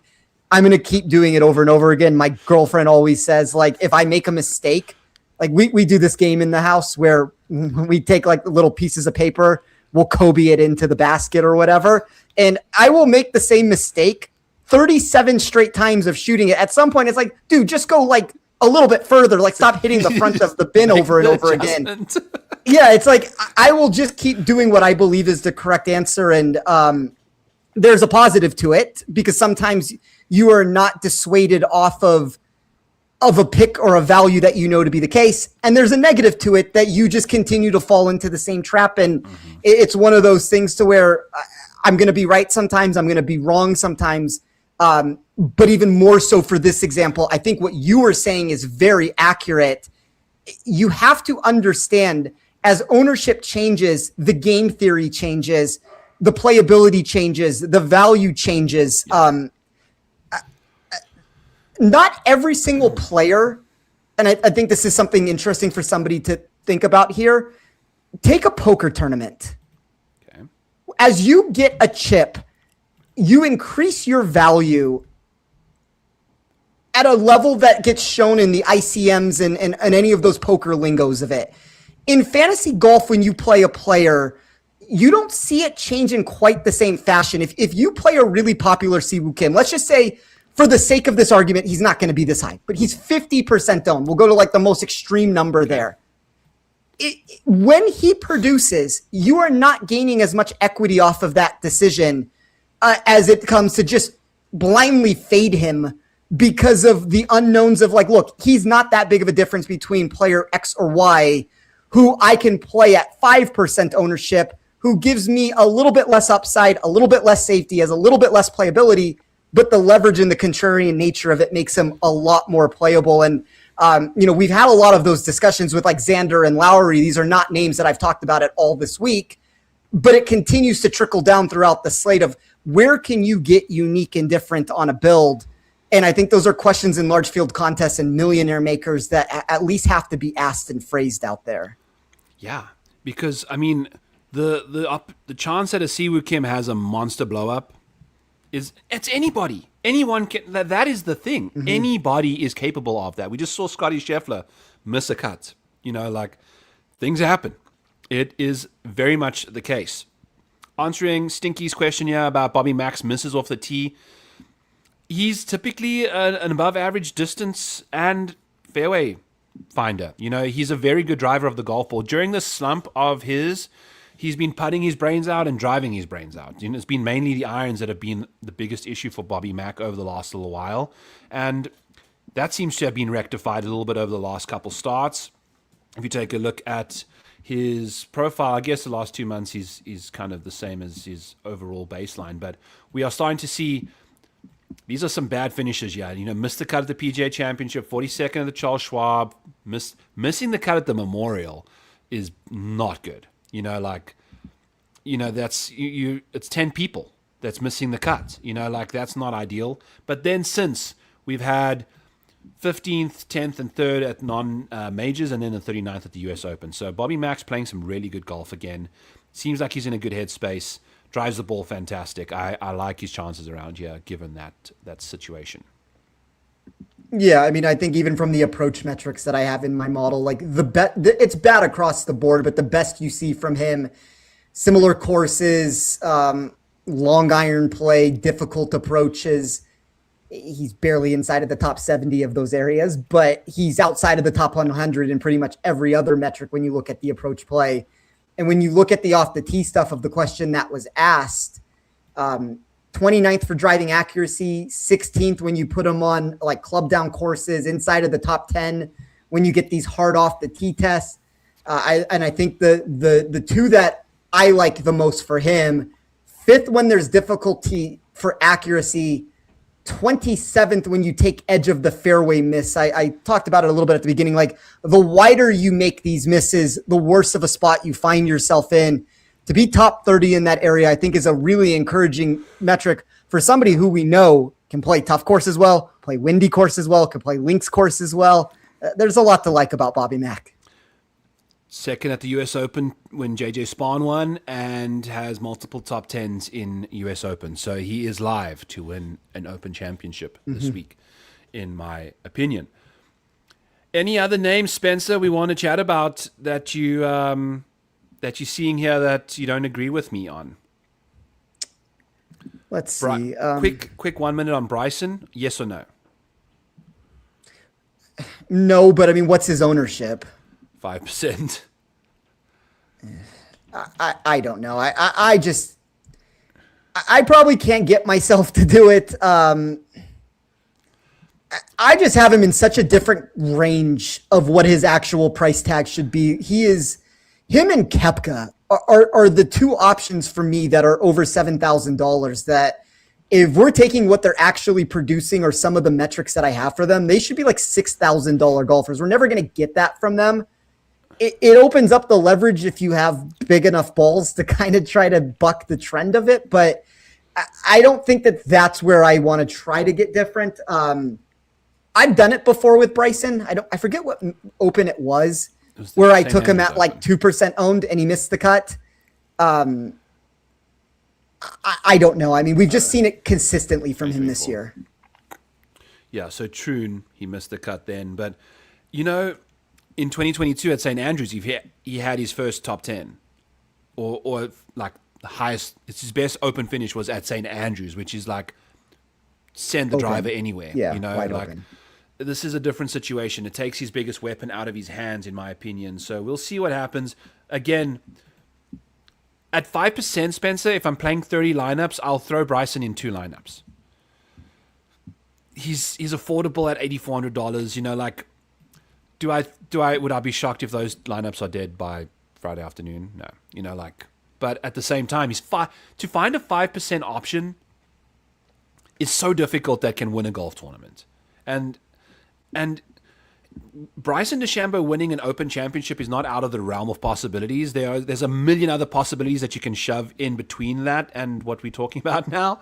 But there's a reality where Bryson does, he just hits 2 iron or whatever the hell iron he has, -5 iron in his bag, and hits a million fairways, and it's not super wedge intensive this week. I think there's a lot more mid irons and long irons involved as well, scattered in with some wedges.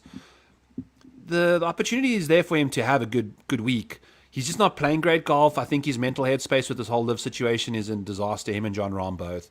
So, but he's out there walking amidst the biggest trees in the world right now. I think he's in the woods himself and doesn't know how to get out of them. We'll see. But I do think at this ownership, you got to, like, if he was 10, 15% ownership, I'm not even playing him. But I'll match the field at 5.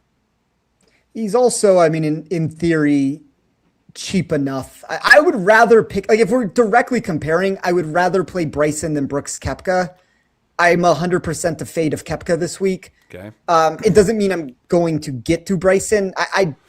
The problem is when you compare him to anybody who's within $1,000 of him, I just think he's technically mispriced. Like I would rather move down and play Aaron Rye than Bryson. Oh like my God. I mean, if we're like comparing like apples to oranges or apples to apples or whatever this example would be, but yeah, at a certain ownership percentage, you are correct though, to where he doesn't need to win the golf tournament necessarily. He could theoretically be, depending on how you build this, he could be the third man into your lineup, which is a lot more enticing when he's the first man into your lineup at any of the other majors so far this year. Exactly. I would play Shane Lowry over Bryson, though. You know, like if we're going back to the Shane Lowry situation, I think the opportunity for Shane to succeed here is bigger, and is slightly more owned than Bryson, barely though. You know, so we'll see. We'll see what the ownership rolls through there. Want to mention Corey Connors on the way out of here. I mean, this guy at $6,800, 6% ownership. I mean, we got 4 top 30s in Open Championships in his last 5 starts. That's incredible. And we're actually starting to see some form from Corey Connors' return to his game. I wanted to say, I mean, this last little stretch has been pretty solid. You know, the fact this Travelers T7 was like the first top 10 he's had in an eternity. So at least he's showing like some sort of resilience there. 23rd at the US Open, 55th at the PGA Championship. You know, he's pretty solid at these kind of just get it done, get to the weekend type situation there. Good safety number in my model inside the top 30 for that area. Yeah, he's a cut maker nonstop, you know, like 88% of his cuts. But again, that's some signature events as well in there. All right, let's play this as our last situation for the show. Spence, thank you so much for coming on, my friend. I had a show before this as well, and I know you did too. So it's like we're just staring at this bright ass light nonstop. It's like you get upstairs and you're just like realizing where the world is again 3 hours later. It's awesome. But we appreciate all of you guys for tuning in. We love the questions coming through in the chat. Yeah, the chat's been insane today. You guys have been awesome with the scythes and the scythes and everything there. So Stinky, be sure to get out and let me know what's going on. We have a question here asking Keita Nakajima at 5,400 seems to be playing well lately and at the Scottish. Thoughts on his situation, Spence? I think he is too cheap. I think he's a fringe cut maker one way or another. I don't have massive takes on him. I mean, other than the fact that he's 112th in DK pricing, and I have him just inside the top 70 for safety, overall just inside the top 75. So like based off of that, top 70 and ties make the cut. He's kind of right on that fringe zone one way or another. I think there are much worse players that you could target than him. I don't know that I'm personally going to get to him, but I wouldn't talk anybody out of going potentially down that route. Like he's close enough and he's a value compared to his price that there are bullet points in the sheet that like him enough to kind of view him as a 50-50 cut maker. Yeah, and I mean at 3% owned at $5,400, there's some chatter. You know, like that's a decent amount of ownership for a guy this price. You know, compared to everyone around him, it's Henrik Stenson at 4%. Everyone else is at like Nico Echeverria at 2%, and then Keita Nakajima at 3%. You know, that's pretty much the highest owned options at least. But again, what's really the difference between 3% and 1%? You know, like obviously in a massive contest there's relevance, but you know, I'm not gonna tell you not to play Keita Nakajima because he's 3% owned. You know, like the reason I would say no is he just doesn't know how to play golf in Open Championships. But again, that can change at some point. You figure it out or you don't. He's playing fantastic coming into this week. You know, his worst finish in the last 4 starts was a 46th at either the BMW International or the John Deere Classic. I'm not entirely sure what tour he was even, you know, playing on, but I'd imagine he was playing the ISCO and the Scottish. So let's call that John Deere Classic a 46th, 20th at the RBC Canadian. Yeah, Why not? It was the PGA Tour event, the John Deere, and I only know that one because I took him against Thorbjorn Olesen in a matchup on that one, which ended up being a winner. So, I mean, there has been a little bit of run good with Nakajima there we go. lately. I don't know. I mean, like, look, I mean, we're trying to throw darts at a board once we get down to this section. There's very few names that I find myself in the $5,000 range that I am actively trying to get to. I do think that there is a big drop off from some of these $6,000 options of you're getting major championship winners in the sixes, and all of a sudden in the fives, you're finding borderline recreational pros and a pro in Nakajima, in fairness, which is why I think he's underpriced where he's at. It's just, I think the question would be, what contest are we trying to put him in? What do we think his actual upside is?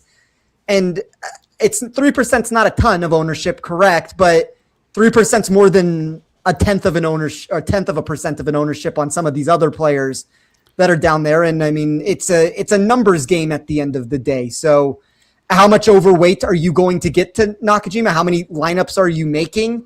How aggressive do you want to play him? And based off of that answer, like the more aggressive you get, probably in theory, as ridiculous of an answer as this is, the better that he becomes to play, because now you're starting to take solidified like steps forward on your exposure on him and the lineup constructions that you have. So when I do play a popular player, I usually, not every single time, there's situations where you can alter it, but I usually try, if I'm going to play somebody who's popular, I'm going to go double what the popularity is, triple what the popularity is, exactly. Like maybe in this spot even more, to like really try to beat that point home of I am higher than the market. And that's where I'm going to land with Jesper Svensson. Whether that ends up being right or wrong, we will see. But I mean, he's one of the only names in the fives right now that I actively am finding myself on. Yeah, I think, you know, if you're trying to get 2x the field, you've got to almost play some of these guys in half your lineups.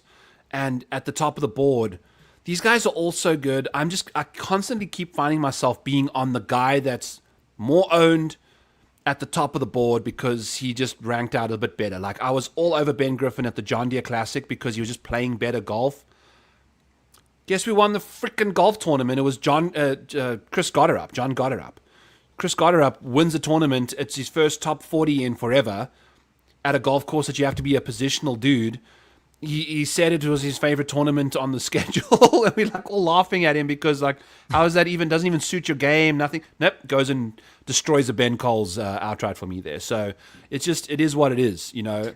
So I mean, that's the thing, Byron. I think it's a really good point that you brought up. Like the discrepancies at the top are usually a lot closer than the outliers that you get on the bottom. If you can kind of pepper and take different exposure ranges on those names. Like I think that's one of the things that we've been trying to do in my Discord channel to better avail than in some situations than others. But like, just because the name Tommy Fleetwood is mentioned by me 1,000 times in articles does not mean we should play him in 100% of lineups. We should still diversify the portfolio at the top. And a lot of the spots where we really want to get more aggressive will come on those value options, to where we're going to mix and match those with a lot of those names too, and try to get different lineups and constructions put together. But it goes back to the Xander discussion. What is the difference between Xander to whatever player in that $9,000 range? Before we move on and before we get out of here, I did see DFS Chef ask the question about the $9,000 range. Do you have a viewpoint on that? Last week I loved the 9K range. This week I can fully see fading the 9K range. What are your thoughts on Xander? Is not Xander. Aberg seems off. Young seems injured. Rose is overpriced. Rahm? ? Rose is going to be a staple for me this week. The overpricedness, I don't agree, because if you take a look at what he's done in majors, I've got him ranked. I've done no adjusting to my model here, and I've got him ranked 8th. Which I think is right where he is. Yeah, so like literally where he needs to be, you know, I've got him ranked there. In the 9K range, yeah, I see it. I think the only name I'm not off on is Rosie, to be honest with you. And then we already chatted about Xander at this ownership. It's enticing. And the same with Ludwig. He's my stat fish of the week this week. And I said on the show, I mean, look at this ranking here. He's like the first guy that shows up with like a glaring 15. You know, it's just the pedigree in majors has been lacking. His form entering the week. Again, this is a classic Chris Gotterup situation where nothing makes sense for Ludwig entering the week. I wouldn't be shocked if he top 10s. You know, that's just what's happening here. Your thoughts? Yeah, I mean, I've been on Oberg every single week. This is going to be the one situation where I am getting off of somebody, and maybe that means that this is the top 10, and I'm not necessarily getting off of him for maybe the same reasons that you are. Like a lot of these tournaments where he's struggling, Travelers Championship, entering Sunday of that tournament, he should have been inside the top. I forget exactly where it was. It was like a month ago at this point, but like top 10 or 15 of my leaderboard when I took his actual ball striking and looked at the baseline projections with his short game. We're seeing the same answer with him over and over again. The problem with that answer, though, that we keep seeing returned is that he's doing it every single week at this point. And it's like, I have been the recipient of all of these miscuts, all of these underachievements. For whatever it's worth, he is the lowest ranked person for me also. And it's a wild answer for me to give. You know, Byron, I never find myself backing Justin Rose. Justin Rose is higher than Oberg this week. Like, my model kind of agrees with you. There's a lot to like about Justin Rose. I don't know. I mean, like, I think if I'm directly comparing, I'd rather get the Bobby Mack, but Justin Rose is a name that you should consider. And he's finally showing some form in non-majors, like, which I think is really exciting. I think he's starting to dial it up for the Open. He released a YouTube documentary about himself this week. Like, he is in it to win it this week, because 1998, Spencer, 28 years ago, Justin Rose finished T4 in his first Open Championship at Royal Birkdale. Such a sick story. If he could imagine, this is it. Like, he wins this week at the Open Championship and says, fuck it, I'm never going to Augusta again. Rory McIlroy needs to not play that tournament before I play there again. And I'll take my Open Championship. It's the only thing in his trophy cabinet. Like, it's the claret jugs shaped outline of a frame where the claret jug, no other trophy will fit in there. It's the claret jug space, and it's the only thing on his illustrious trophy cabinet that is empty. So he's trying to get himself hyped, and I think the bigger the moment for Rosie, the more he thrives. So we'll see what happens, but I'm excited for him. We'll see what goes there. Final question from Kyle. What's your guys' winning score prediction? I've already given you guys mine. Spencer, what do you think? And then I'll confirm. You probably will be more in tune on this market than I would be. I think it's going to play easier than the past iterations of this tournament that we've seen in 2000 and 2008 and 2017. You're going to have firm and fast conditions here. I do think that the winning score probably does start to push towards the double-digit range, though. I think my opinion is you probably see this one somewhere between, I don't even know where the market's at. I would say like 10 to 13 under par.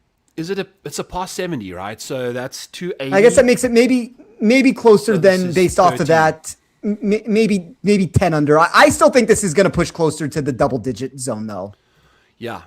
I mean, to me, somebody is going to shoot like a close to course record type situation on a Thursday morning or a Friday morning. I don't see it happening, obviously, in the afternoon. Maybe it does, but it or may not. Then you also see guys that might have been out of this tournament on a Saturday and a Sunday. They get a chance to get back in it, So the amount of guys that can give you that winning score is going to be even more, because the opportunity to score there is going to be there the whole week this week. I would be going, I pulled up TC Tone on X, awesome young follow. He's got 4,000 followers in his first year. It's insane.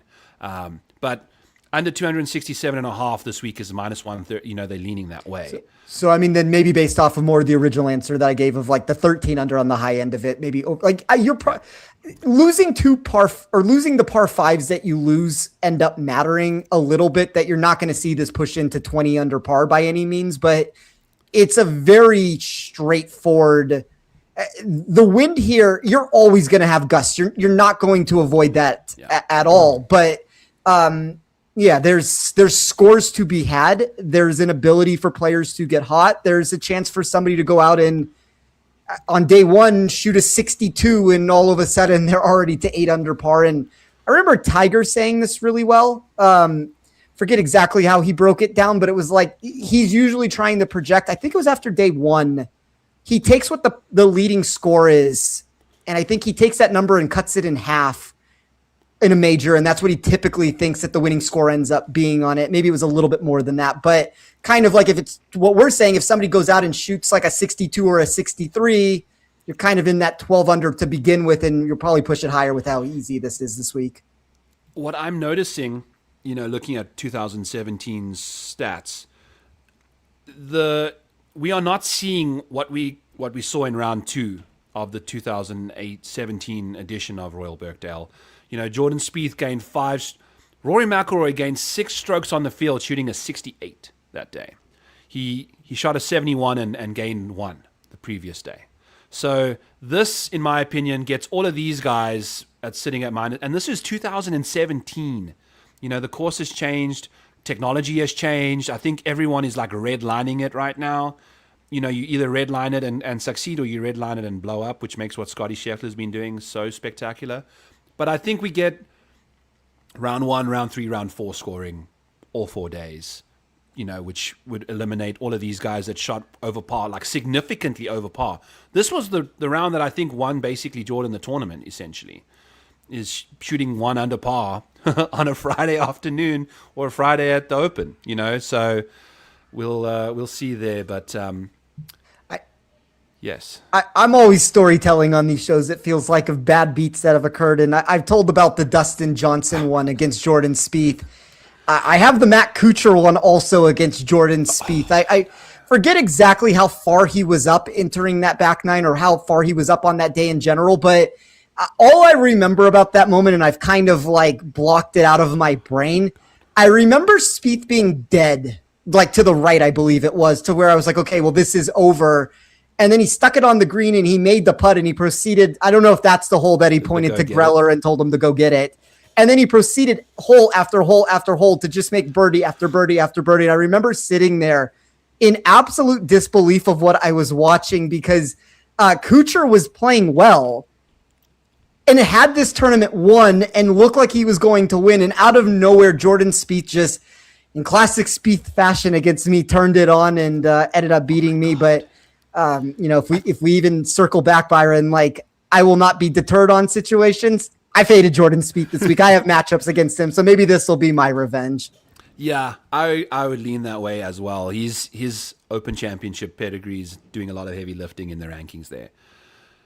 Spencer, final question from Brian CJO. Hatton or Rose in a vacuum? I like both. I'm going to say Tyrrell Hatton, and the only reason why I give that answer is I am really high on Hatton this week. With Hatton in particular, he opens up at the Scottish Open as the most bet player in our space. Everybody has a ticket on him. In fairness, I did not bet him last week, so I feel like maybe I didn't suffer like the same whatever that feeling was that everybody else got. Opens up with a triple bogey, is 3 over par through his first 9 holes, proceeds to play the next 60 plus holes in 11 under par. Yeah.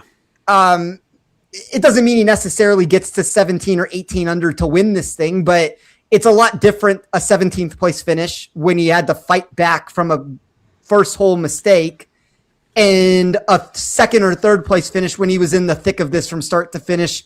There may be an overcorrection that ends up forming here on Hatton because of that result, where people kind of were left with a sour taste in their mouth, where after one hole, the general public turned it off to begin with the idea of, okay, he's out of the tournament. And to the pleasant surprise of some, he's still top 20 the event. We know about his links pedigree that he has. I'm going to be playing Hatton. Like, that's one of the $8,000 names that I am going to be kind of exposed to quite a bit this week.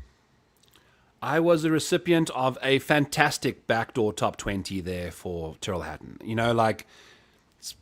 Big swing. I think he was sitting around about even money-ish in that market. This week he's plus 140 for a top 20. We are going there. It's, that's what he does. He's had 3 top 20s in the last 4 majors. But in a vacuum, I'm taking a guy that's got second place finishes in majors. And it's recent. And it's real. And by God, would it be a sick story if Justin Rose could pull it off this week, because I've been on him in some devastating. I mean, I lost back-to-back playoffs with Justin Rose essentially Well, Justin Rose at the 2024, and then 2025 was like a sad loss as well. But I would take Justin Rose over Hatton. It's basically a coin flip in my opinion. Anyway, there. Spencer, tell the people. Look at this. I haven't seen myself up close, and I'm just like greasing up here behind the camera. Where can people find your stuff this week? How can they find their stuff, and why can they find stuff this week? Yeah, so you can find me on Twitter at @TeeOffSports. You can find my model, any of the numbers that I've talked about, all the articles that I write, DFS, betting, one and done, anything that you want is over on my website at teeoffsports.club. It's something that I had the privilege to be able to start at the PGA Championship, and we are growing a community over there. And just like Byron, it's a lot of, I think Byron and I, despite what you hear on the shows from us, of us being kind of on opposite polar ends of the spectrum on a lot of these choices that we come up with, I think that's what has always made our show so enticing, because it is somebody with Byron who is number driven with a model, somebody that with me that's number driven with a model. And if you haven't checked out my stuff, and I'm always, it's funny when I feel like for major championships, Byron, like, I'm not on a ton of shows throughout the year. Like, I have like the Action Network stuff that I do. You can find me over on Action Network also. But throughout the year, I'm not doing a million shows throughout the year. And then when the major championships roll around, I always feel like this is my big opportunity to be seen by people that I normally don't get seen by. And there are very few people, Byron, I've told you this before, that are bigger or better than you are in the space. So it's always a pleasure to be able to share the screen with you. I am still fighting and pushing hard for us to get a show together again one day. That is something that I miss more than anybody knows with it. It was always my favorite part of the week, being able to jump on past networks and be able to do programs together. And I'm hoping as we move forward into, what year are we in? 2026 to 2027. If that doesn't show that I am deep into golf 24/7, and I don't know what day it is ever, I'm hoping as we move forward, though, Byron, we have the ability to join pasts again. Your Discord, my Discord, there's a lot of information to be found. You don't need to just be in one place. Yeah. There's a lot of information out there to be found. And I appreciate for anybody who's either new, that is just finding me for the first time, or anybody who's followed Byron and myself for a long time. It's I feel like you and I have been a force for quite a few years in this space, and I always appreciate the opportunity to be able to talk shop with you and talk about betting boards. There's nothing I like more. There's nothing I like more either, Spencer. It was awesome. Like, had you on all four majors. I really appreciate you making time, because like we said, you came straight from another action show. You even rescheduled a little bit. I really, really appreciate that. It's tough to wangle and dangle all these things this week, but I'll actually be going on Vyzen with Dustin. Oh, nice. Who I met through your amazing channel where you do the draft cast with the four people, and I can't wait to kill Kenny either in the next onslaught there. So that'll be fun in that department. For those of you that want to join the Model Maniac Patreon, bets 26 gets you 50% off the month and the year. If you go the year route, the Dog Dominator for best ball is part of that package. You get that complimentary free. It's a $50 tool that has had many guys having good success in the best ball streets over there, which we'll be doing again this off season. Kevin, it's been a long time since I've seen you in the chat as well. I'm doing fucking amazing, dude. Just moved into a new house. You can't hear it, I can, but my child is screaming like a level and a half above me. But I'm in the basement. It's carpeted. I'm going to get this figured out nicely out here. I'm doing Ragbri in 7 days' time. I'm going to be pedaling more miles in 7 days than I have this year, so I'm freaking out about that. I'm not nearly ready enough for it at all. I'm fat. I'm stiff. My butt hurts already just after a couple miles over the weekend, but we're going to do it. Everything's good, my friend. It's good to see you again in the chat as well. Love ending the show on some positive notes here. I'm happy. It's the Open Championship. It's Tuesday. We still got a full more day of content to rep out Open Championship stuff for you guys. I'll be monitoring the weather a little bit more, and then really starting to fire off on some leans that we had as well, some first round leaders and things like that as well. So All of that to be said, have a fantastic week, friends. Hit the like, hit the subscribe. Go check out Spencer's stuff at Teeoff Club, teeoffsports.club and teeoffsports.club. Correct. Yep. And, check out the Model Maniac as well in the Patreon there too. Open Championship, baby. Let's have a week. Good luck to Justin Rose. Good luck to Tyrrell Hatton. Good luck to all the guys we have money on. And the worst of luck to everyone we don't. We'll see you guys next time. Peace.